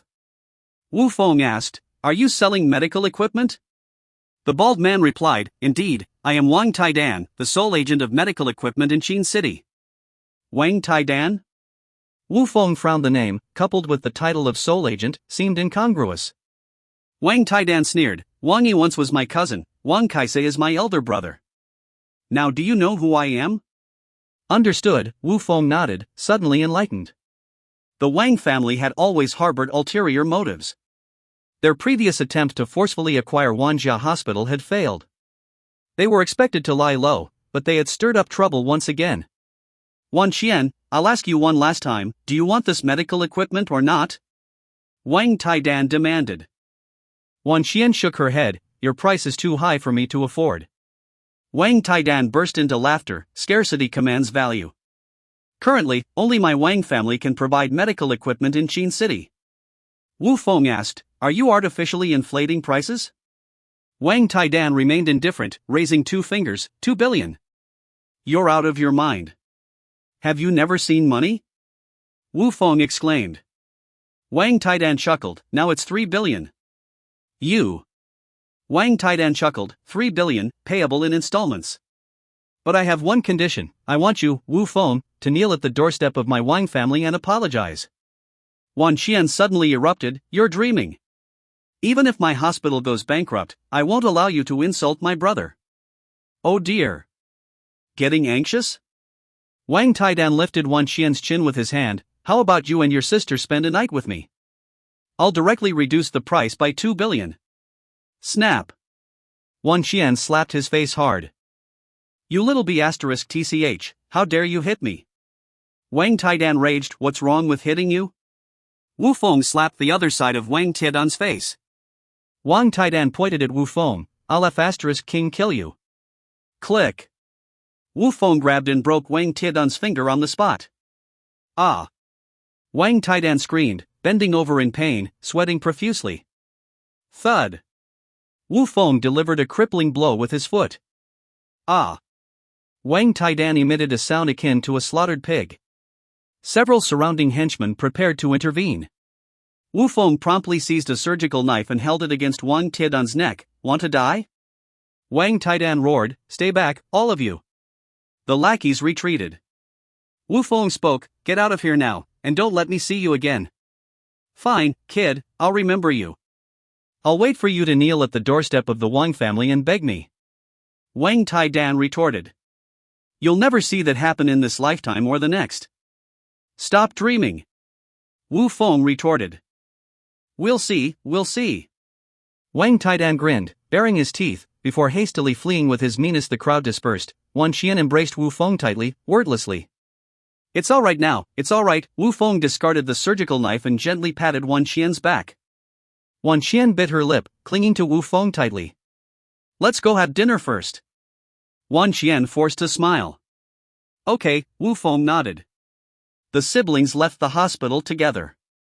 After arriving at a restaurant by taxi, they sat down, ordered food, and discussed the matter in detail. We can think of other ways, eighth sister. We will definitely overcome this difficulty. Wu Feng suggested. Wan Qian shook her head, it's useless. Wang Kaisa has been planning for half a month, all for today. There are no medical equipment vendors in Qin City. We can go to Jizhou. Wu Feng proposed. Wan Qian shook her head, Wang Kaisa has already contacted the Jizhou agent. None of the importers will supply us. This. Wu Feng sighed. Not only Wanjia Hospital, but many private hospitals are facing the same dilemma, though each with different prices. Wan Qian sighed, Wang's family is truly despicable. Wu Feng shook his head in disdain. Wan Qian smiled bitterly, it doesn't matter anymore. If the hospital closes, it's for the best. I'll finally have some peace. Wu Feng shook his head slightly. From Wan Qian's words, he could tell she was only comforting herself to show others. How could someone like Wan Qian bear to close the hospital? No matter what, I'll help you figure it out, Wu Feng reassured. As long as you're here, sister isn't afraid. Wan Qian smiled. Before they finished speaking, dozens of vehicles arrived outside the restaurant. Nearly 100 burly men with tattoos rushed into the restaurant, swiftly surrounding Wu Feng and Wan Qian. Diners in the restaurant were frightened and hurriedly paid their bills to leave. Even the waiters hid under the tables. Chapter 71, The Old City Lord coughs blood continuously. It wasn't anyone else but Wang Taidan, who had just had his fingers broken in the hospital. Wu Feng coldly snorted, "It's you again?" "It is indeed I." Wang Taidan raised the plastered finger defiantly. Wan Shen chuckled, "Oh, it's reattached, no wonder it's standing up now." Wang Taidan roared, "When have I ever not stood up?" Wu Feng remarked, "Seems like you didn't come tonight for hospital matters." Wang Taidan pointed at Wu Feng, "Exactly, I came for you." Wu Feng replied, "Fine, let my sister leave first. Men's affairs should be settled by men." "Ha ha ha." Wang Taidan laughed, "Is this a favor? Dream on." Wan Xian grabbed Wu Feng's hand firmly and said determinedly, "I won't leave, I'll stay right here." Wang Taidan declared, "Neither of you is leaving. I'll break your whole hand in front of your sister and make you kneel down to lick my shoes." Wu Feng chuckled, "Too many have spoken such words to me, and in the end, they all reaped what they sowed. You think I dare to come unprepared?" Wang Taidan retorted, immediately pulling out a sawed-off double-barreled shotgun from his clothes. "This type of shotgun doesn't kill, but it sprays iron sand upon firing. Either disfigurement or severe injury. It's a favorite weapon among the rogues of the martial world." Wan Xian furrowed her brows, sweat forming in her palms. Wang Taidan spoke, "One word, kneel down, kowtow an apology, and break 5 of your own fingers." Wu Feng rose slowly, "I'm not one to kneel with a stiff spine. If you don't kneel, I'll shoot now, first ruin your sister's pretty face, then cripple you." Wang Taidan threatened. Just then, the sound of a car engine roared outside the door. A Rolls-Royce Phantom parked in front of the restaurant. Such luxury cars are rare in Xinjiang, perhaps unique to this place. Only the Wan family's car is a Rolls-Royce Phantom. Is it someone from the Wan family? Why would someone from the Wan family come here? Brother Taidan, what should we do? The eyes of the henchmen turned to Wang Taidan one after another. Wang Taidan said, "Afraid of what? We haven't provoked the Wan family. What can they do to us?" The henchmen nodded in agreement, relieved by Wang Taidan's words. At this moment, the door of the Rolls-Royce opened, and Wan Tianhai and the eccentric healer strode in. Perhaps due to their overpowering aura, the 100 or so thugs besieged in the restaurant all made way. Wan Tianhai and the healer walked through the crowd straight to Wu Feng. Wang Taidan breathed a sigh of relief. The Wan family had come to trouble Wu Feng as well. Wang Taidan hurriedly showed deference. "Uncle Hai, is it necessary for you to deal with such small fry? Leave it to me." Wan Tianhai turned around, a murderous gaze piercing through instantly. Wang Taidan trembled in fear and quietly stowed away the double-barreled shotgun. Wan Tianhai looked towards Wu Feng and suddenly knelt down. "Dr. Wu, my apologies for earlier." In an instant, everyone present was dumbfounded. This was Wan Tianhai, the young master of the Wan family, the figure who ruled both the underworld and the lawful circles of this city. Yet, he was kneeling in front of a mere youngster in front of so many people? Wan Xian looked at Wu Feng and asked, "What's going on here?" Wu Feng replied, "What is the meaning behind young Master Tianhai's actions? Previously, at the villa halfway up the mountain, I was spared by the old city lord. I am already deeply grateful." Wan Tianhai shook his head upon hearing this. At this moment, even the eccentric healer knelt down, saying, "Dr. Wu, it's my incompetence that I failed to discern the old city lord's internal injuries." "Oh?" Wu Feng curiously questioned, "Has the old city lord's condition changed?" "Yes." Wan Tianhai nodded, "As you mentioned, his meridians have reversed, and he's continuously coughing up blood." The healer added, "Since you understand the consequences, you must also know the cause. Please, regardless of past grievances, save the old city lord." With these words, the healer directly kowtowed to the ground. Thud, thud, thud. The floor trembled, and the healer's head was also bruised from the kowtow. Wan Tianhai also said, "Dr. Wu, I implore you to save my father. My Wan family is willing to pay any price." Wu Feng spoke, "I am willing to attempt to treat the old city lord, but I am currently unable to spare the time." "Unable to spare the time?" Wan Tianhai instinctively turned his head towards Wang Taidan. Wu Feng nodded, "Indeed, I have some personal grievances with Wang Taidan." In an instant, Wan Tianhai's anger soared, and he stared fiercely at Wang Taidan. Wang Taidan stammered, "Uncle Hai, it's a misunderstanding, really." "Kneel." Wan Tianhai uttered just 2 words. Plunk. Wang Taidan was so frightened that he immediately knelt on the ground. Crash. The double-barreled shotgun that had just been hidden also fell to the ground. Wan Tianhai stepped forward, looking down at Wang Taidan. Do you want to kill Wu Feng? Wang Taidan shook his head frantically. No, no, no, I just wanted to teach him a lesson, just a lesson. You're seeking death. Wan Tianhai erupted. At this moment, the two bodyguards standing outside the door immediately pulled out their pistols and aimed at Wang Taidan's head. Mercy, mercy, mercy. Wang Taidan kept kowtowing, and his pants were soaked with urine and feces. If someone else said they would kill him, he wouldn't be afraid, because that would just be bragging. But if someone from the Wan family said they would kill him, it meant they were really going to kill him. Wu Feng spoke. The old city lord's life is hanging by a thread. It is not appropriate to take lives at this time. I'll heed Dr. Wu's words. Wan Tianhai nodded, then waved to the two bodyguards. Take him out and cripple him. Yes. The two bodyguards responded promptly and quickly dragged Wang Taidan out of the hotel. Mercy, mercy, mercy. Bang, bang, bang. Outside the hotel, a series of gunshots rang out, sparks flew, and screams echoed incessantly. In no time, the gunfire ceased, and Wang Taidan's screams also stopped. Wan Tianhai surveyed the crowd and declared, anyone who doesn't want to die, get out. Swoosh. In an instant, nearly 100 Jianghu heroes, as if equipped with flash abilities, rushed out of the hotel. Their fleeing movements were swift and decisive, as fast as lightning. Many thanks, young Master Tianhai. Wu Feng rose slowly. After you. Wan Tianhai immediately bowed 90 degrees, inviting Wu Feng to leave. All right. Wu Feng nodded. Sister 8, I'll go to the Wan family for a while. You go home first. Okay. Wan Qian nodded. She had countless questions in her mind, but she also understood that it was best not to disturb Wu Feng at this moment.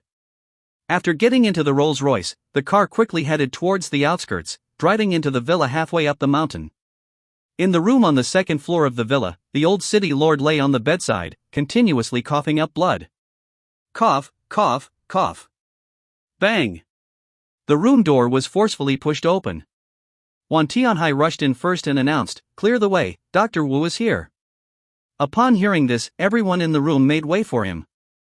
Wu Feng stepped forward and immediately began to check the old city lord's pulse, his brows furrowed deeply. Chapter 72, Wu Feng administers acupuncture to save the old city lord. Standing behind Wu Feng, Wan Tianhai hurriedly asked, "Dr. Wu, how is my father?" Wu Feng replied, "His breath is as thin as a thread." This. Wan Tianhai's eyes widened in astonishment, completely dumbfounded. Wu Feng continued, "Everyone, please leave and maintain silence." Understood. Wan Tianhai nodded and immediately dismissed everyone in the room. Wan Tianhai asked, "What else do you need me to do?" Wu Feng said, "Bring a magnet, the stronger the magnetic force, the better." All right. Without further questions, Wan Tianhai hurriedly left to arrange it. Wu Feng removed the old city lord's hospital gown and inserted a needle into an acupuncture point. The old city lord, who had been coughing up blood incessantly, suddenly stopped coughing. The old city lord spoke up, "This needle." Wu Feng said, "This needle only temporarily suppresses your coughing symptoms, it does not cure the root cause." The old city lord nodded, "Apologies, young man. My Wan family was too frivolous earlier." Wu Feng remarked, "The old city lord sustained heavy injuries when he was young, right?" The old city lord nodded, "I enlisted in the army when I was young. I was shot several times during the war to defend the country, but I miraculously survived." Wu Feng asked, "The wounds are on your back?" The old city lord nodded and immediately turned over, revealing 2 mottled bullet hole scars on his back. Wu Feng said, "They used explosive bullets, right?" The old city lord confirmed, "Yes, the bullets fragmented into many small iron scraps. Some were expelled at the time, but the rest remained in my body." Wu Feng explained, "My speculation is that some of these iron scraps shifted half a month ago and have now moved into your internal organs." The old city lord nodded, "I see." Wu Feng continued, "Cold medications not only fail to cure but also exacerbate the condition, and the same goes for special drugs." The old city lord shook his head, "Alas, blame it on myself." Wu Feng said, "I can only attempt to force out the iron scraps. This process will be extremely painful, so you must be mentally prepared." The old city lord nodded, "Rest assured, young man. I am a soldier through and through, I've seen all kinds of storms." "Very well."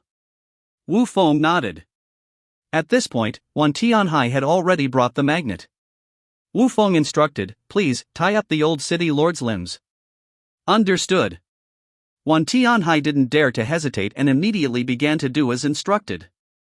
The old city lord said, Doctor, you're overthinking it. Even if I'm in pain, I won't utter a word. Wu Feng said, I'm tying you up to facilitate the acupuncture. All right. The old city lord nodded in agreement. Then, Wu Feng laid out silver needles and quickly inserted 9 of them into his body. The old city lord's forehead began to sweat profusely. Wu Feng asked, How do you feel? The old city lord replied, My whole body is burning with excruciating pain. Wu Feng nodded and inserted another 9 needles. The old city lord's body was drenched in sweat, and his limbs began to struggle. Wu Feng inserted another 9 needles. By the end, the old city lord was covered in silver needles, a total of 81 needles. Ah! The old city lord let out a painful scream that echoed throughout the entire villa. Wan Tianhai was moved. Wu Feng sternly rebuked, Don't move. Yes. Wan Tianhai stepped back, not daring to intervene. Wu Feng picked up the magnet and quickly placed it on the old city lord's chest. The old city lord roared again, It's killing me. Immediately after, Wu Feng took up a surgical knife and cut open the old city lord's chest. Splurt! Fresh blood gushed out of the wound. The iron scraps mixed in the blood quickly adhered to the magnet. Half a minute later, Wu Feng put away the magnet stone and sutured the old city lord's wound. Half an hour later, Wu Feng retrieved all the silver needles. The old city lord, lying on the bed, gradually regained a rosy complexion. Sigh. Wu Feng let out a long sigh of relief, all is well now. The old city lord looked at his hands skeptically, almost unable to believe it. Wan Tianhai hastily asked, Father, how do you feel? I no longer feel congested in my chest, and the coughing has stopped. It's as if my strength has returned to my body. The old city lord said, lifting his legs to get out of bed. Wan Tianhai cautioned, Your injuries are just healed. It's not suitable for you to move. No. Wu Feng shook his head, now is the time to move around more, to get the blood flowing swiftly. All right. Wan Tianhai nodded and hurriedly helped the old city lord out of bed. Ha ha ha. The old city lord burst into laughter, Excellent, excellent, this feeling is wonderful. Doctor, doctor. Wan Tianhai was equally excited. Wu Feng said, I've only removed the iron scraps from your blood. There are still remnants in your lungs, so absolutely no smoking. Understood, I'll remember. The old city lord nodded and followed his son out for a stroll. The Wan family members and medical staff waiting outside the door were all dumbfounded. The old city lord, who had been on the verge of death just moments ago, was now walking on the ground. Doctor, doctor. Kung Sang shouted excitedly, kneeling down again to kowtow to Wu Feng. Wu Feng said, It's not that miraculous. If it weren't for your unorthodox methods, I wouldn't have thought of this solution to save him. Ashamed, deeply ashamed. Kung Sang cried, realizing, it wasn't despair that drove me mad, it was my own madness. No need for self-blame. None of you were at fault. The old city lord maintained his usual easygoing attitude. Thank you, old city lord, thank you, young master Tianhai, thank you, Dr. Wu. Kung Sang kowtowed repeatedly. Accompanied by his grandson, the old city lord took a stroll around the villa before retiring to rest. Later, Wan Tianhai invited Wu Feng to the study and wrote a check for 50 million on the spot. Dr. Wu, this is your due reward. Wan Tianhai presented it with both hands. Thank you very much. Wu Feng accepted it without hesitation. For a family like the Wans, declining the offer might have made them suspicious of his intentions. Wan Tianhai asked, Dr. Wu, what happened at the restaurant earlier? Wu Feng recounted the crisis he faced at the Wan family hospital. That scoundrel, Wang Caesar. Wan Tianhai exclaimed angrily, immediately calling his elder brother, Wan Tianlong. Brother, it's me, Tianhai. There's something I need to report to you. All right, I understand. After hanging up the phone, Wan Tianhai said, Dr. Wu, rest assured the relevant authorities will relax the time limit for private hospitals to replace medical equipment tomorrow, extending it from 1 month to 1 year. That's wonderful news. Thank you very much. Wu Feng expressed his gratitude. I should be thanking you. This is a loophole in the policy that should have been rectified long ago. Wan Tianhai said. Very well. Wu Feng nodded with a smile, then left the study. Wan Tianhai hurriedly escorted him out and handed over the car keys. Dr. Wu, if you don't mind, please take our family car back tonight. Isn't it inappropriate? Wu Feng hesitated. It's all right. I'll send you a new car tomorrow. Please bear with us for one night. Wan Tianhai insisted. No, that's not what I meant. Wu Feng quickly waved his hand, not intending to accept the car. I understand your meaning, but you should also understand that giving you a car is just basic courtesy for our Wan family. Wan Tianhai smiled. All right, I understand your intention. Wu Feng smiled wryly. Chapter 73, The Unscrupulous Former Class Monitor. That evening, upon returning home, Wu Feng was subjected to a thorough interrogation by Wan Xian, his elder sister. He made no attempt to conceal the truth, recounting the events to Wan Xian in full. Upon hearing the tale, Wan Xian was utterly astonished. Not only had her brother Wu Feng rescued the old city lord, but he had also effortlessly resolved the crisis at the Wan family hospital. Indeed, it wasn't just the Wan family hospital, many private hospitals had experienced a rebirth as a result. A year's time was ample to procure medical equipment from major companies worldwide. Furthermore, Wang Kaisa, who hoarded medical equipment, might face ruin this time. Before retiring for the night, Wan Xian placed a box of supplements on Wu Feng's bedside. Drink this when steeped in water, it's beneficial for your health. Wan Xian said before turning and retreating to her room. Wu Feng promptly grabbed 7 or 8 pieces and brewed a cup of hot water to drink. He tossed and turned all night, unable to sleep until the early hours. The next morning, upon waking up, Wu Feng carefully examined the box of supplements, noting the maca written on it. Wan Xian, clad only in a small undergarment, stood at the doorway with a faint smile. Brother, did you sleep well last night? She inquired. Wu Feng replied, You truly are my dear sister, why did you give me maca? I soaked 7 or 8 pieces, yet couldn't sleep all night. Wan Xian burst into laughter. Wu Feng pointed at her accusingly, You. Wan Xian gave him a sidelong glance. Who told you to steep so many? Half a piece would have sufficed. Next time you're in discomfort, come to your sister for help. Wu Feng glared at her but said nothing. Wan Xian instructed, Hurry up and get dressed. Sister happens to be off today, I'll accompany you properly. Wu Feng nodded, All right. After breakfast, the two headed to the city bank to cash the check. What business do you have, sir and madam? Greeted the well-dressed bank manager with gold-rimmed glasses.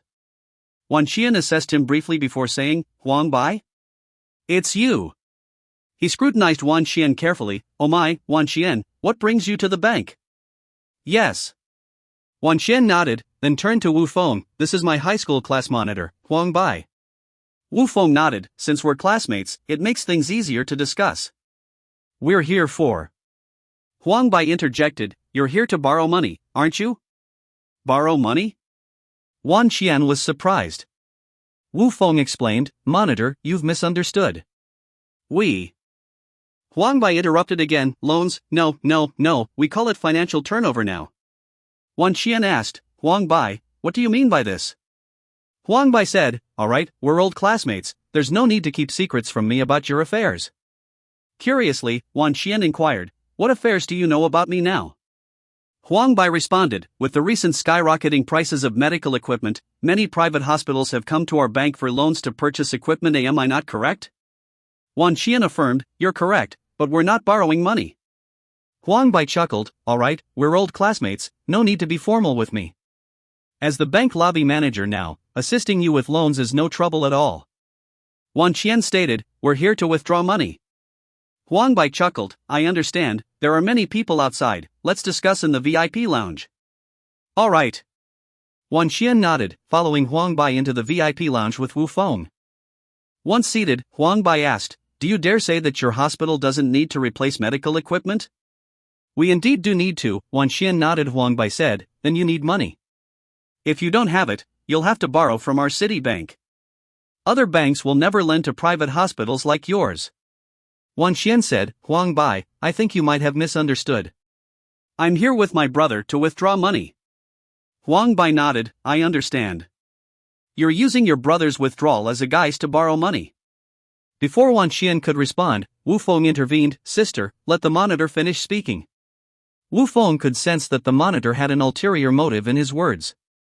It seemed there was some shady business going on. Perhaps it was best to let him reveal his true intentions first, then thwart his schemes. Huang Bai laughed. Wan Qian, your brother is more straightforward than you. Wan Qian said, just say what you want to say directly, I'm listening. All right. Huang Bai nodded, speaking frankly, as the lobby manager now, lending out $1 million is no issue for me, can help you with your matter.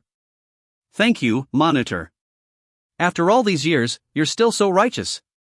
Wan Qian felt deeply moved in her heart and could understand Huang Bai's sentiments. The authorities have adjusted the deadline for private hospitals to replace medical equipment to 1 year, but this information might not be made public for a few days. In other words, in the eyes of outsiders, the Wan family hospital still faced the risk of closure. Huang Bai said, since we're old classmates, there's no need to be polite. But after I help you, I have a small request for you to assist me with.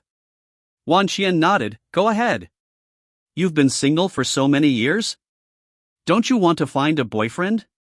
How about this, be my girlfriend? Huang Bai said, reaching out to touch Wan Qian's hand. Wan Qian quickly withdrew her hand. Huang Bai, I can't agree to this request. Huang Bai sneered, Wan Qian, what do you mean? Don't you trust me? Wan Qian shook her head, it's not that I don't trust you, I just believe that love should not be rushed into. Ha ha ha. Huang Bai burst into laughter. Alright then, let's skip the romance and be straightforward. Tonight, you'll sleep with me. Tomorrow, I'll arrange the loan for you, and I won't bother you again in the future. Wan Qian's expression changed instantly, and any goodwill she had towards Huang Bai vanished completely. Wu Feng stood up. Huang Bai, are you speaking like a human being? Are you conducting yourself properly? Huang Bai laughed. I see, you want to be my little brother-in-law. But with your behavior, you're embarrassing me a bit. Go to hell. Wu Feng kicked over the table without hesitation. Without a word, he grabbed a stool and began beating Huang Bai. Bang! Bang! Bang! Ouch! Huang Bai screamed as he held his head in pain.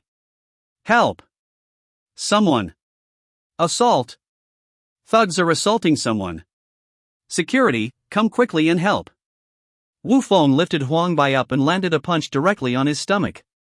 Ow! Huang Bai immediately vomited out last night's dinner. Bang! The door to the VIP lounge was kicked open, and several security guards and a well-dressed man rushed in. What's going on? The well-dressed man asked. Huang Bai crawled to the bank president and said, President, you've arrived just in time. This woman's loan qualifications aren't sufficient. She tried to seduce me, and when I refused, her brother assaulted me and turned things around. Huang Bai, you're shameless. Wan Qian was utterly speechless, never expecting Huang Bai to turn the situation around like this. The bank president's gaze turned towards Wu Feng and Wan Qian. Are you here for a loan? Wu Feng said, no, we're here to withdraw money. Huang Bai interjected, President, they're lying. If they're here to withdraw money, why don't they go to the ATM? Hurry, call the police and arrest them. Wu Feng said, the amount is substantial, the ATM can't handle it. Ha ha ha. The bank president burst into laughter. Your attire doesn't look like someone withdrawing a large sum of cash. Your judgment is flawed. Wu Feng didn't mince words, slamming a check worth 50 million onto the bank president's face. Chapter 74, I shall retrieve 50 million. The bank manager picked up the check, clearly observing the inscription of 50 million upon it. What further astounded him was the origin of this check, which hailed from the Wan family. Opening his mouth, the manager hesitated. This. Wu Feng interjected, given by Wan Tianhai to me. Huang Bai chuckled, Manager, do not allow yourself to be deceived by him. This lad may have acquired it through dubious means. The manager was left in a state of perplexity.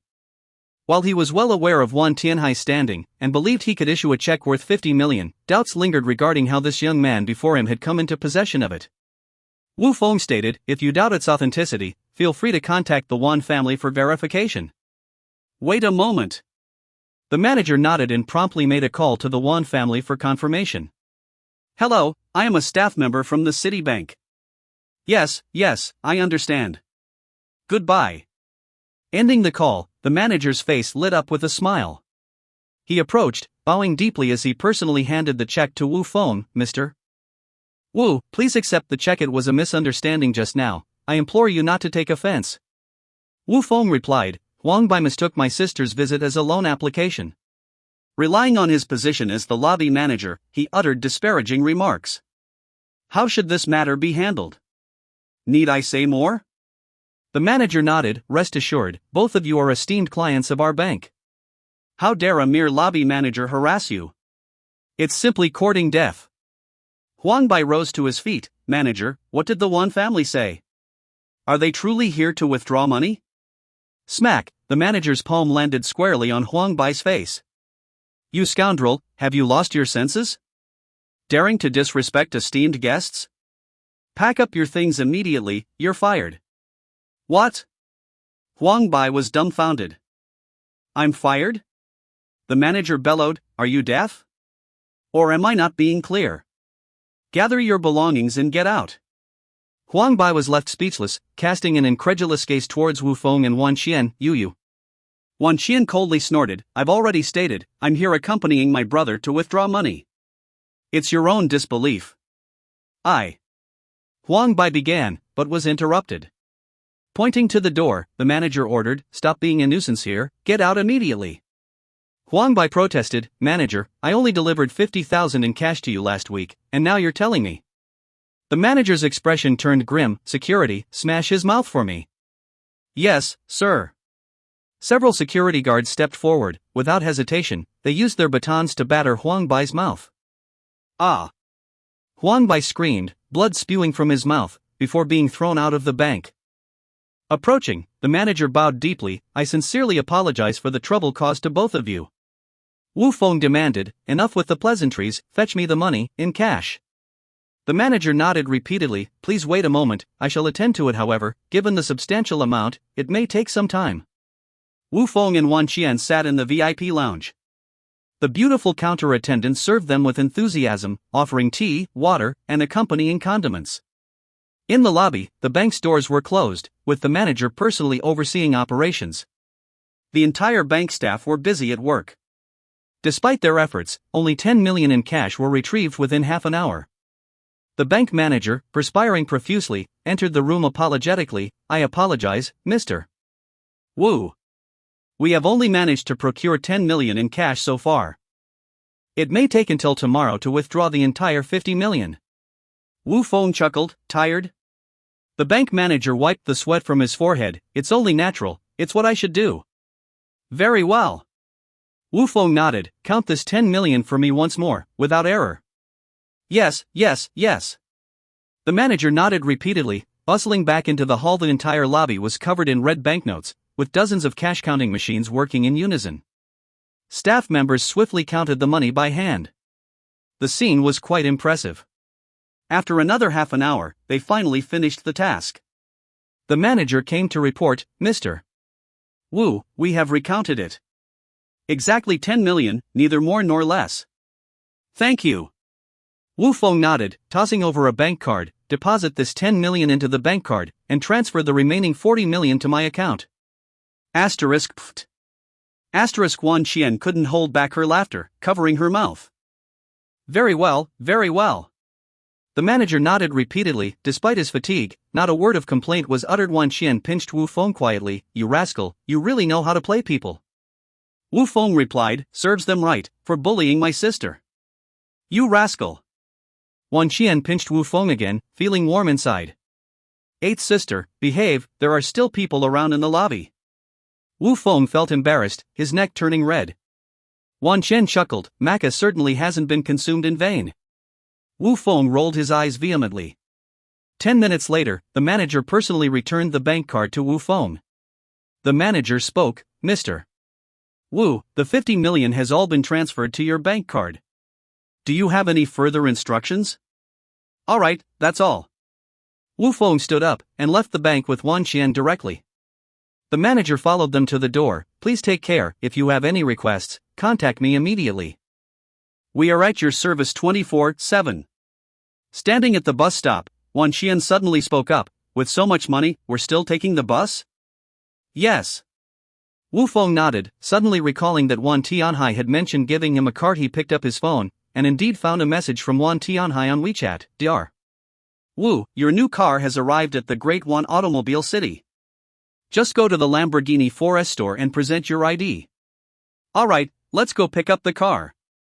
Wu Feng immediately hailed a taxi. Wan Xian was anxious. I was just kidding, don't take it seriously. Though we have a lot of money now, we shouldn't spend it recklessly. Wu Feng smiled. I haven't spent recklessly, one family gifted me a car. Wan Xian nodded, finally feeling relieved. The two of them took a taxi straight to their destination. The Great Wan Automobile City was located in the city center, specializing in selling imported luxury sports cars. Ferraris, Lamborghinis, Bugattis, and so on. As soon as they entered the automobile city, they saw a green Lamborghini sports car parked on the display platform. Wow, it's so cool. Let's go take a look. Wan Xian exclaimed excitedly, pulling Wu Feng along. On the display platform, several glamorous girls were posing around the Lamborghini, sometimes leaning against the hood, sometimes lying on the trunk. When Wan Xian and Wu Feng approached, several girls suddenly showed hostility. What are you doing here? One of the girls asked. Wan Xian replied, What are you doing here? The girl said, Can't you see? We're taking photos. Wan Xian smiled, We also want to take a photo. The girl sneered, Keep your distance. Do you think just anyone can take photos here? Wan Xian was puzzled, Are there requirements? The girl pointed to the Lamborghini 4S store. This car is a limited edition Lamborghini, more precious than antiques. The girl scoffed, Keep your distance. Do you think just anyone can take photos here? Wan Xian was puzzled, Are there requirements? The girl pointed to the Lamborghini 4S store. This car is a limited edition Lamborghini, more precious than antiques. If you don't have connections at the Lamborghini 4S store, don't even think about taking photos here. Look at how you two are dressed, it's obvious you're nobody. Wan Xian shook her head, Sorry, I didn't know about this. The girls immediately shouted, Security, someone is causing trouble, come over here. P.S. Writing books as a girl is not easy. I hope everyone can support me more. If you like it, send a small gift, kisses. Chapter 75, The Lamborghini Belongs to Me. Several security guards patrolling around the automobile city hurried over. What's going on? The head of security inquired. They caused a disturbance, and still want to occupy our time for photography. Wan Xian hurriedly explained, We really didn't mean any harm, purely out of curiosity. The security guard spoke, You two, without an appointment, step aside. If you damage the sports car, our lifetime's wages won't be enough to compensate. Apologies. Wan Xian waved her hands repeatedly, pulling Wu Feng back. A few girls persisted, It's unbelievable, the audacity of some people. I've seen vanity, but never such vanity, unwilling to spend money even for a photo. Let's forget about them, hurry up and take photos. Later, lend me your silk stockings. Wan Xian glared fiercely at Wu Feng, Why aren't you saying anything? Wu Feng awkwardly smiled, Just a few pseudo-socialites gathering for a photoshoot, what's there to fuss about? Wan Xian turned to look at the girls, suddenly realizing. However, the girls' expressions changed, glaring at Wu Feng with eyes as if robbing parents of their wealth. You loser, who are you calling pseudo-socialites? Can't you speak properly? Were you not taught manners by your parents? What's wrong with being pseudo-socialites? Did we deceive you? Someone like you isn't even worthy of being deceived by us. Wan Xian shook her head, pulling Wu Feng away quickly. As the two entered the Lamborghini 4S store, a beautiful woman stood at the entrance. Welcome to the Lamborghini 4S store. Are you here to rent a car for photography? Curiously, Wan Xian asked, How much does it cost per day to rent a car like the ones outside for photography? The saleswoman smiled, Miss, our rentals are not charged per day, but by the minute. Wan Xian was somewhat surprised, By the minute? The saleswoman nodded, Yes, it's 100 yuan per minute, starting from half an hour. Because it's a limited edition, photography is only allowed outside the car, no photos are permitted inside the driver's cabin. Also, due to its limited edition status, photography with this car requires a reservation 3 days in advance. Other Lamborghini models are available for photography without reservations. Wan Xian waved her hand, Thank you, I was just asking out of curiosity. And what are you two here for? The smile on the saleswoman's face disappeared instantly, her tone turning cold. Wu Feng said, To pick up a car. The saleswoman was taken aback, Pick up a car? When did you two book the car?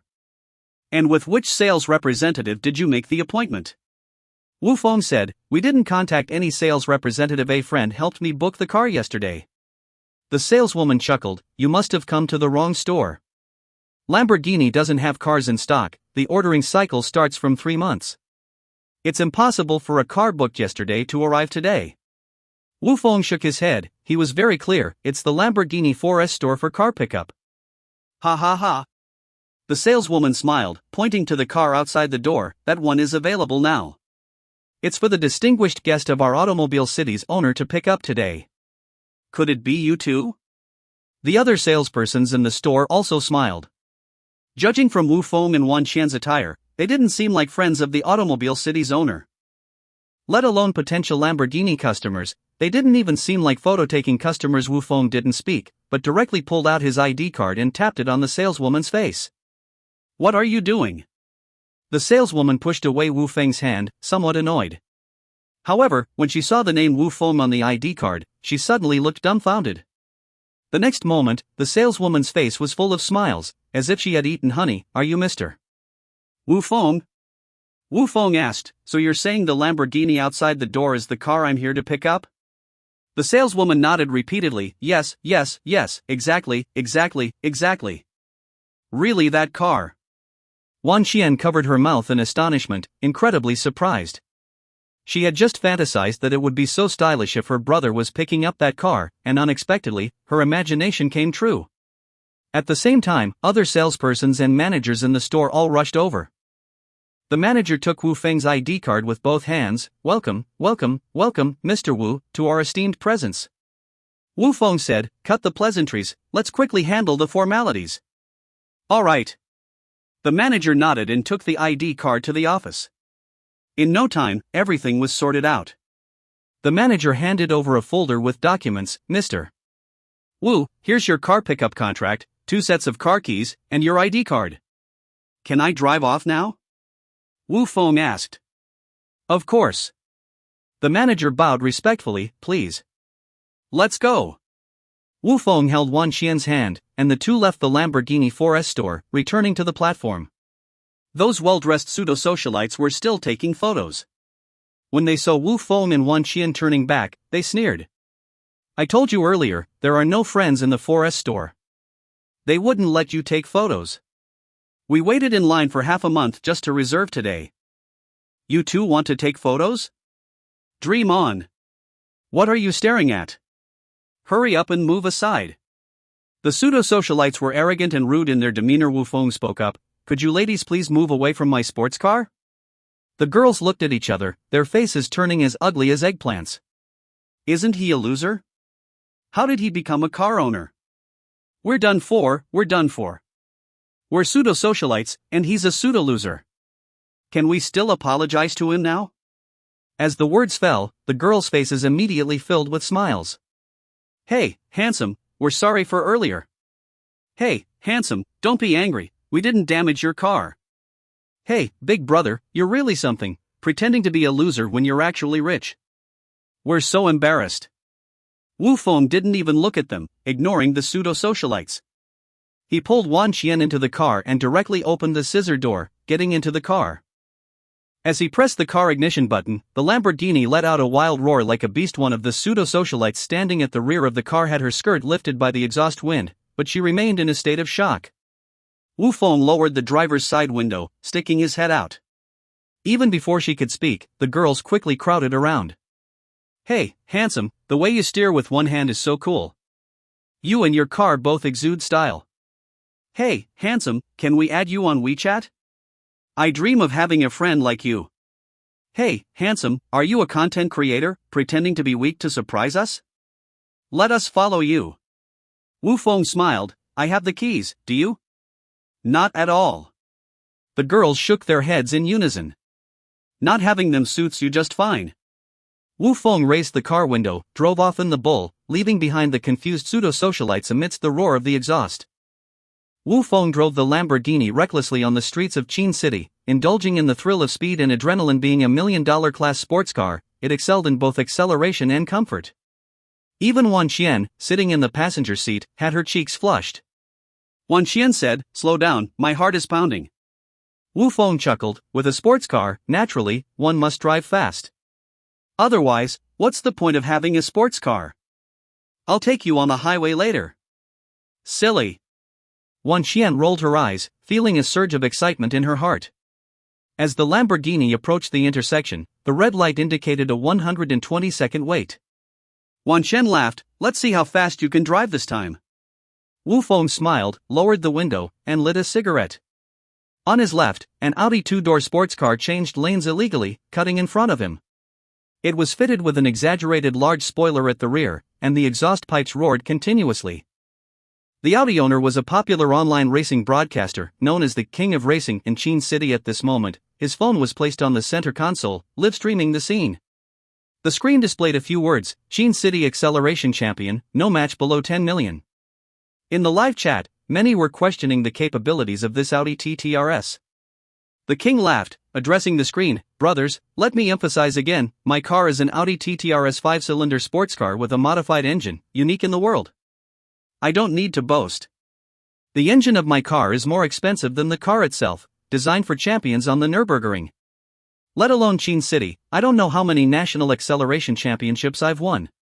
Anyone who doubts can come challenge me. The king's arrogant attitude immediately ignited the live chat. What are you bragging about? It's just a broken Audi, winning a few minor competitions.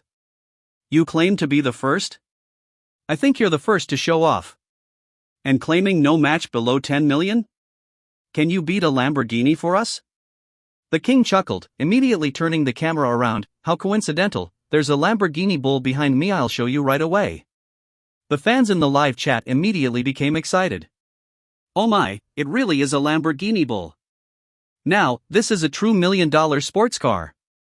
King, if you can beat this Lamborghini today, I'll call you Dad. The king laughed, since you're willing to call me Dad, don't blame me for taking advantage. You're doomed to lose. That Lamborghini bull is low spec, with a 3.2-second acceleration to 100 km per hour. While my modified Audi TTRS only needs 2.3 seconds. When the light turns green, the Lamborghini won't even see my taillights. As he spoke, the king switched the camera to the front, then aggressively stepped on the gas, initiating launch control. Vroom, vroom, vroom. The roar of the Audi TTRS reverberated through the entire intersection. The countdown of the red light was down to 3 seconds. The king said, boys, watch Daddy perform for you. As the red light turned green, the king floored the gas pedal. The Audi TTRS burned rubber on the spot, darting forward like an arrow. In the live chat, comments flew. Wow, amazing, I can't even see the screen clearly. Even through the screen, I can feel the acceleration. King, you're amazing, you're my dad. The king smirked as the car's speed surged to 110 miles per hour. Instinctively, he glanced back at the Lamborghini. Whoosh! The Lamborghini effortlessly surpassed the king's Audi TTRS. The chat exploded once again. Ha ha! This is hilarious. Who are you kidding? He didn't even notice you. King? You're trash. Audi TTRS is impressive, beating everything in its path, even the Lamborghini. The king was dumbfounded. How could his modified car not outrun a Lamborghini? City speed limits, I didn't dare to go too fast. Now, I'll join him on the highway and show you my true power. The king fumed, shamelessly cutting the line at the toll gate and squeezing in front of the Lamborghini. Once on the highway, the king said, I'll slow down now. When the Lamborghini catches up, I'll overtake him. In the live chat, the haters and loyal fans clashed. A bunch of cloud car owners boasting here. You have no idea about the terror of the Audi TTRS's 5-cylinder engine. The quality of a car has nothing to do with its price. It's all about the engine and chassis tuning. Lamborghini may be more expensive than Audi, but Lamborghini is only for showing off, while Audi TTRS is the true prince of acceleration. At that moment, Wu Feng, driving the Lamborghini, calmly overtook the king's Audi TTRS. Watch this. The king shouted and stepped on the gas. Vroom. The Audi TTRS suddenly accelerated, running parallel to the Lamborghini.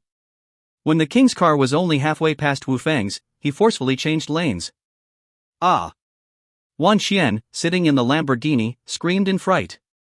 Wu Feng immediately chose to decelerate and change lanes. He didn't take this Audi seriously at all, let alone expect it to challenge him to a race. Now, the situation was different. The Audi's malicious lane change was a blatant provocation. If he were driving a family car, Wu Feng might have tolerated it. But he was driving a Lamborghini, the king of sports cars. How could he allow himself to be humiliated?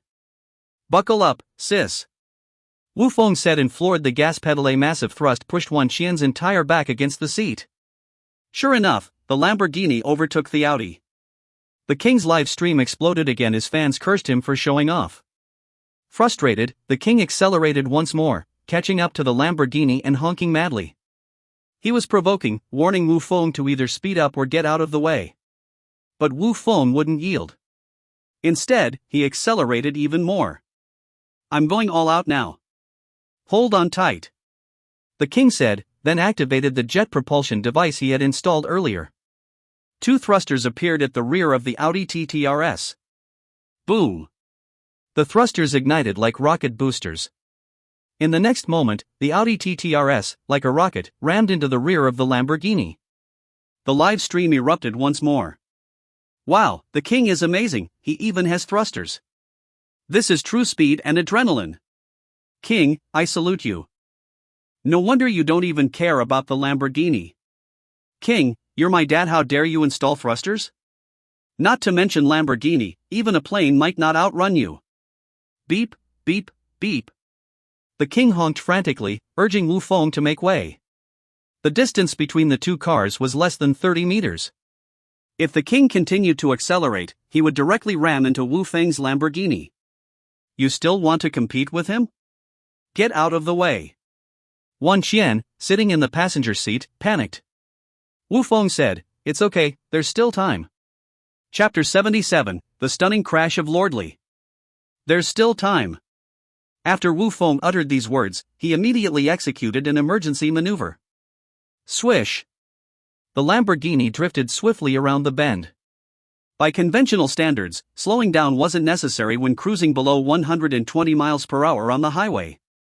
But at this moment, the speeds of Wu Feng and Lord Li's vehicles defied conventional description. As the Lamborghini expertly drifted, Lord Li's Audi TTRS suffered. His velocity approached nearly 300 miles per hour, rendering even slight bends exceedingly perilous for him. Hiss! Lord Li hastily hit the brakes, but the traction control system continued to power forward, unabated. The Audi TTRS spun in place, then lost control. Crash! A deafening noise. The Audi TTRS collided with the guardrail, flipping off the highway and crashing into the forest. White smoke billowed from the Audi's front as all airbags deployed. Lord Li immediately lost consciousness, his phone flung from his grasp. However, the live stream on his phone continued, its camera focused on the azure sky. "Oh my, has Lord Li crashed? But look at that sky, so blue, so beautiful. Your Audi TTRS has too much horsepower. Every time you accelerate, it tends to pitch forward. If you don't address this issue, you'll never outperform others. Lord Li, are you still alive? Playing with cars is one thing, but risking your life like this? Son, wake up, the viewers in the livestream don't want to see tragedy unfold. Pretentiousness invites disaster. Lord Li, this is karma. I laugh heartily, it serves you right. Are you even human? You've caused such a big incident and yet don't call the authorities, instead making light of the situation?" Meanwhile, Wu Feng continued to speed along the highway in the Lamborghini. Though Wan Qian was known for her sharp tongue, deep down she was kind-hearted, immediately dialing emergency services. Putting down her phone, she remarked, "Shouldn't we take some responsibility for that Audi flipping? It feels wrong." Wu Feng retorted, "It's not our fault at all. He illegally modified his car, insisted on tailgating me in the slow lane, he deserves what he gets." "Alright," Wan Qian sighed, not pressing the matter further. Soon after, they exited the highway and entered the city again. They found a restaurant and had a simple lunch. Wu Feng inquired, "Sister 8, how should I spend this money?" Wan Qian suggested, "You shouldn't squander it. I recommend investing it in your Vanguard Entertainment Company." That's a good idea." Wu Feng nodded. After all, Vanguard Entertainment was his own company, relying on the European Group and Heartclear Group in the future wouldn't do. By investing himself, his voice would carry more weight. Wu Feng then asked, so, Vanguard Entertainment should venture into investments, start a project or something? Wan Qian chuckled, what kind of investment are you considering? Let Big Sis introduce you. Wu Feng waved his hand, forget it, I'll go consult with Big Sister later. Wan Qian's expression soured, what do you mean? Look down on me, the dean of the faculty?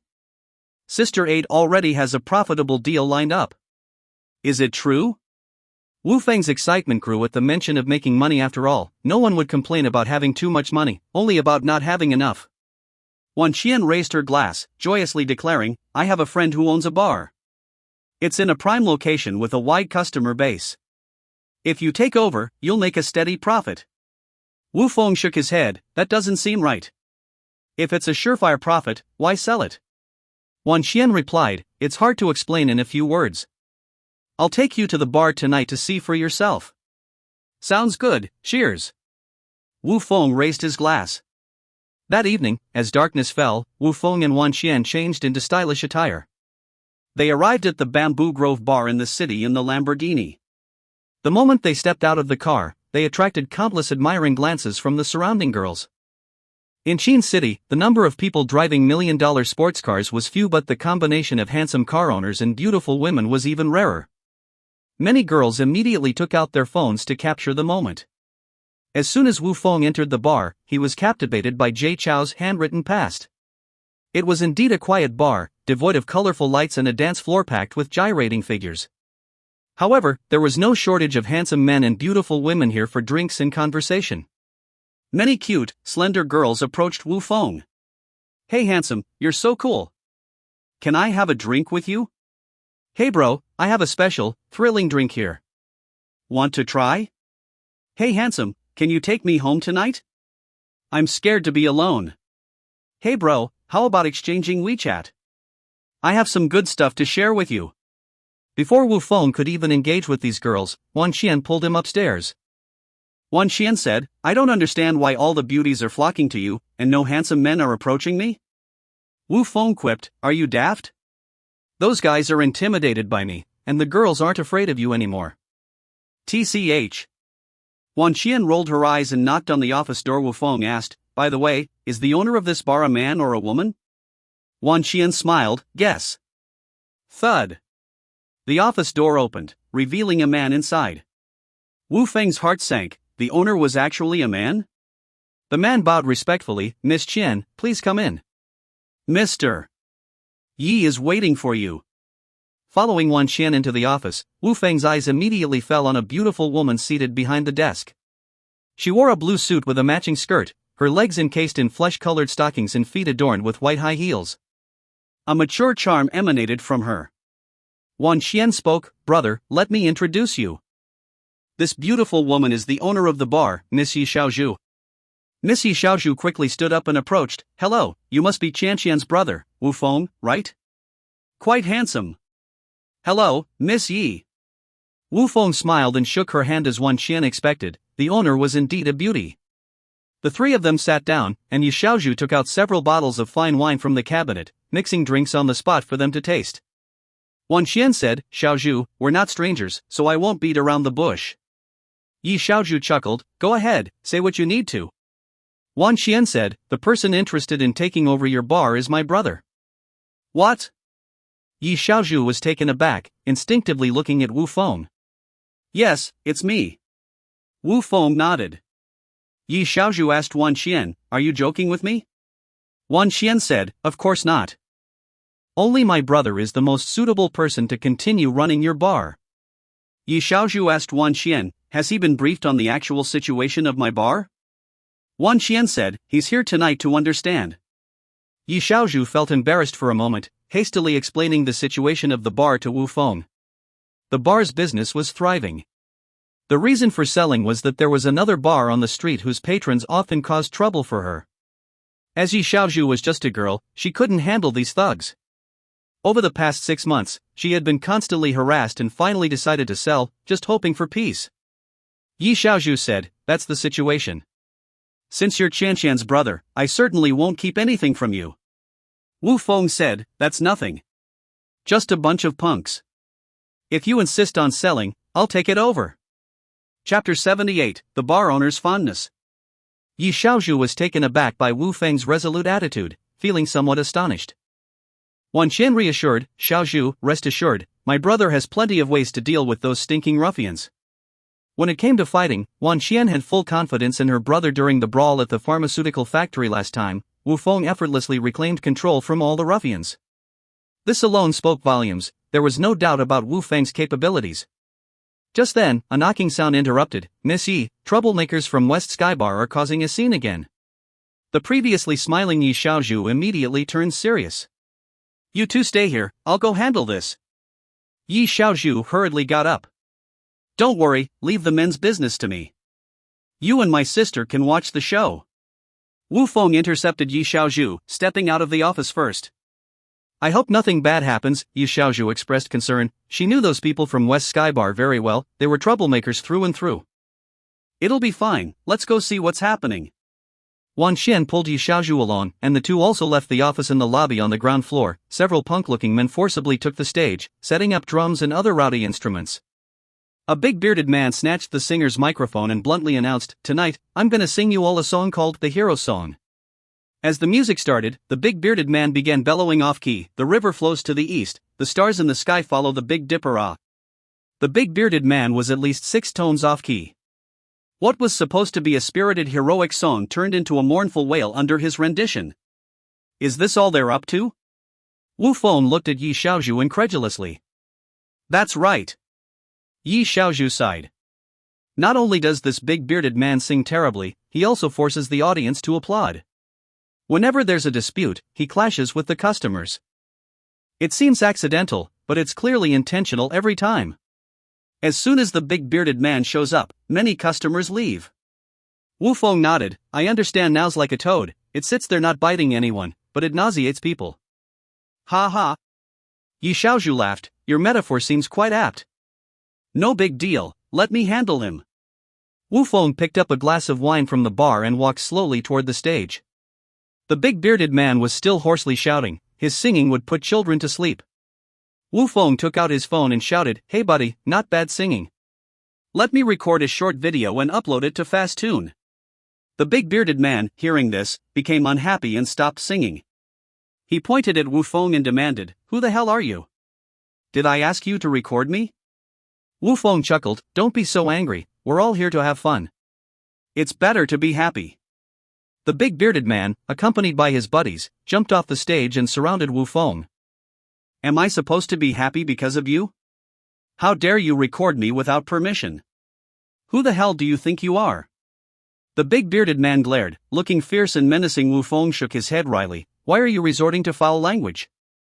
The big bearded man menacingly demanded, Hand over the phone. Wu Feng retorted, Why should I? His buddies began to accuse Wu Feng. What right do you have to record our big brother? You're violating our image rights, it's illegal. Hurry up and hand over the phone, or else both you and the phone will be smashed. Wu Feng chuckled, That guy just now said it well. It seems I recorded your big brother without permission, that's not right. Rubbish. The big bearded man had a look of entitlement. Wu Feng asked, Then who gave you permission to come up and sing? You looking for trouble, huh? The big bearded man reached out to grab Wu Feng's collar. Wu Feng kicked him directly. Thud. The big bearded man flew backward, tumbling head over heels 3 times in a row. Get him. The big bearded man roared. Let's go. Several henchmen rushed at Wu Feng. Crack. Wu Feng smashed a thug's head with a bottle. Then, he grabbed the arms of 2 other thugs, breaking them on the spot. As the remaining 2 thugs kicked at him, Wu Feng kicked them both out of the bar in quick succession. Ouch. In less than half a minute, Wu Feng had dispatched 7 or 8 thugs. Yi Xiaozhu, standing behind the bar, was completely stunned. My goodness, Xian, is your brother this powerful? Is he a Special Forces soldier? Wan Qian chuckled, He's not a Special Forces soldier, but Special Forces soldiers might not necessarily be able to beat him. Yi Xiaozhu excitedly grabbed Wan Qian's hand, her eyes fixed on Wu Feng alone. Wan Qian nudged her, Hey, Xiaozhu, are you getting infatuated? Yi Xiaozhu hurriedly shook her head, denying it, but her heart was already racing. She even began to imagine if she had a boyfriend like him who would dare to cause trouble at the bar. The big bald man and his henchmen helped each other flee. Wu Feng walked back to the bar counter and grinned. "Missy, give me a drink." "Sure, wait a moment." Yi Xiaozhu became excited and quickly took out dozens of bottles of liquor from behind the counter, mixing a delicious strong drink on the spot. Wu Feng didn't stand on ceremony, he gulped down the delicious liquor in one go. "Great drink." Wu Feng smiled as he put down the glass. "Now, let's talk about the matter of this bar." Yi Xiaozhu said, "I trust you to take over the bar, but..." "But what?" Wu Feng asked. "But West Sky Bar isn't easy to deal with. These few are just small fries, there may be many more troubles in the future, and you might find it tiresome." "That's not a problem for me, I have 100 ways to deal with them." Wu Feng laughed. Wan Qian glared at Wu Feng. "Little brother, don't brag." Wu Feng chuckled. "Miss Yi, what I'm more curious about is, have you really thought through selling the bar?" "Yes." Yi Xiaozhu nodded firmly. "I'm really tired, and I've thought it through. As long as I can earn enough money to spend, that's enough for a girl. If I had to choose, I'd rather be a quiet bartender at the bar, doing what I love." Wu Feng nodded. "I understand what you mean. I can take over this bar, but I have a condition." Yi Xiaozhu was taken aback. "Condition? What condition?" "I want you to stay and be the bartender of this bar. Just focus on making drinks." "Really? You're not joking with me?" Yi Xiaozhu couldn't believe that he would propose such a condition. Wu Feng smiled. "Of course not. You are the soul of this bar. Without you, this bar would lose its soul." Yi Xiaozhu blushed slightly, lowering her head. Wan Qian laughed. "You stinky little brother, are you aiming for both wealth and love?" Wu Feng chuckled. "What about it? Miss Yi, are you still single?" "Yeah." Yi Xiaozhu nodded slightly, her face turning even redder. Wu Feng said, "Then it's settled. From now on, the bar is mine, and you, Yi Xiaozhu, are also mine." Chapter 79, Visiting the West Heaven Bar. Yi Xiaozhu certainly understood Wu Feng's implication of becoming his employee. However, her mind couldn't help but wander a bit. Without further ado, Wu Feng immediately summoned Shya to the bar, and both parties signed the transfer agreement. "Happy cooperation. Congratulations to Mr. Wu for becoming the new owner of the Bamboo Grove Bar." Yi Xiaozhu smiled, extending her delicate hand. Wu Feng smiled, clasping her hand. "From now on, you are my exclusive beautiful bartender. Xiaozhu will follow Mr. Wu's arrangements from now on." Yi Xiaozhu smiled brightly, finally feeling relieved. Wan Qian was not pleased, hastily interjecting, "I am the one who introduced you two, you should thank me first." Wu Feng retorted, "What introducer? It's not like we're being set up on a blind date." Giggles. Yi Xiaozhu covered her mouth and chuckled. Wan Qian reached out to pinch Wu Feng. "You rascal, forgetting your sister when you see a pretty girl, huh? Please forgive me." Wu Feng hurriedly waved his hand. "Sister, I was wrong. In the future, when you come to my bar, feel free to drink as much as you want, on the house." "What kind of talk is that?" Wan Qian glared with narrowed eyes. Wu Feng quickly corrected himself. "I mean, complimentary drinks, forever. That's more like it." Wan Qian shrugged, a hint of a smile appearing on her face. "Let's prepare a few drinks to celebrate," Yi Xiaozhu said, turning to the counter. A dozen bottles of alcohol in her hands seemed to have grown wings, gracefully maneuvering up and down. Her movements were so fluid and seamless, just watching her mix drinks was a pleasure in no time. 3 glasses of fine wine were ready. Yi Xiaozhu put away her bartending tools, gesturing, "Please, enjoy." "Cheers." Wu Feng and Wan Qian raised their glasses, savoring the wine. Yi Xiaozhu asked, "Mr. Wu, the people from the West Heaven Bar surely won't take this lying down. How do you plan to deal with them?" Wu Feng smiled. "I have a friend who can handle this matter." "So capable?" Yi Xiaozhu was astonished. At that moment, 4 tall, burly men in black walked into the bar. "Boss Feng, we're here." He Ming spoke up, accompanied by his 3 comrades. "Let's have a drink first." Wu Feng casually grabbed a bottle of whiskey, pouring 4 glasses and handing them to the men. "Thank you, Boss Feng." The 4 men were not polite, immediately downing the fiery liquor in their glasses. Wu Feng approached, patting Haiming's shoulder, how has it been working as a security guard at the pharmaceutical factory? The tasks Brother Fong assigned were fine, just a bit dull. It's uncomfortable when there's no trouble for us brothers to stir up. Haiming spoke straightforwardly, disliking deceit. Ha ha. Wu Fong chuckled, well, now I have a different task for you. What task? Excitement appeared on Haiming's face, and his three companions behind him became eager too. Wu Fong pointed to the ground, this bar is now mine. You will be the security manager here, responsible for maintaining its safety. Really? Haiming exclaimed eagerly, swallowing hard. Being a security guard at a bar was much better than at a factory. In the bar, they could see pretty girls every day and even get into fights occasionally, a situation they couldn't ask for more. Of course, when have I ever lied to you? Wu Fong smiled, shaking his head. Haiming declared excitedly, Boss Fong, rest assured, I will take good care of the bar for you. Wu Fong nodded in satisfaction. Yi Xiaozhu asked softly to Wu Fong, Mr. Wu, are you sure these three can handle it? Wu Fong smiled, do you think, Xiaozhu, that we're short on manpower? Yes, Yi Xiaozhu nodded, the West Heaven Bar has dozens of bouncers alone, and its owner Zhao Shitian has a vast network in the underworld. It's not easy to deal with him. Wu Fong nodded, immediately saying, in that case, let's pay them a visit. What? Pay them a visit? Yi Xiaozhu was stunned, she didn't dare to think about such a thing. Prepare the cars. Wu Fong said, striding out of the bar. Yes. Haiming followed with his three companions. Is this feasible? Yi Xiaozhu became nervous. Wu Fong may seem reckless, but he always plans carefully. Wan Xian said, pulling Yi Xiaozhu out of the bar together. The group of people, in two cars, headed towards the West Heaven Bar. The West Heaven Bar and the Bamboo Grove Bar were on the same street, only about 10 kilometers apart. Since its opening 6 months ago, several nearby bars had been shut down due to Zhao Shitian's interference.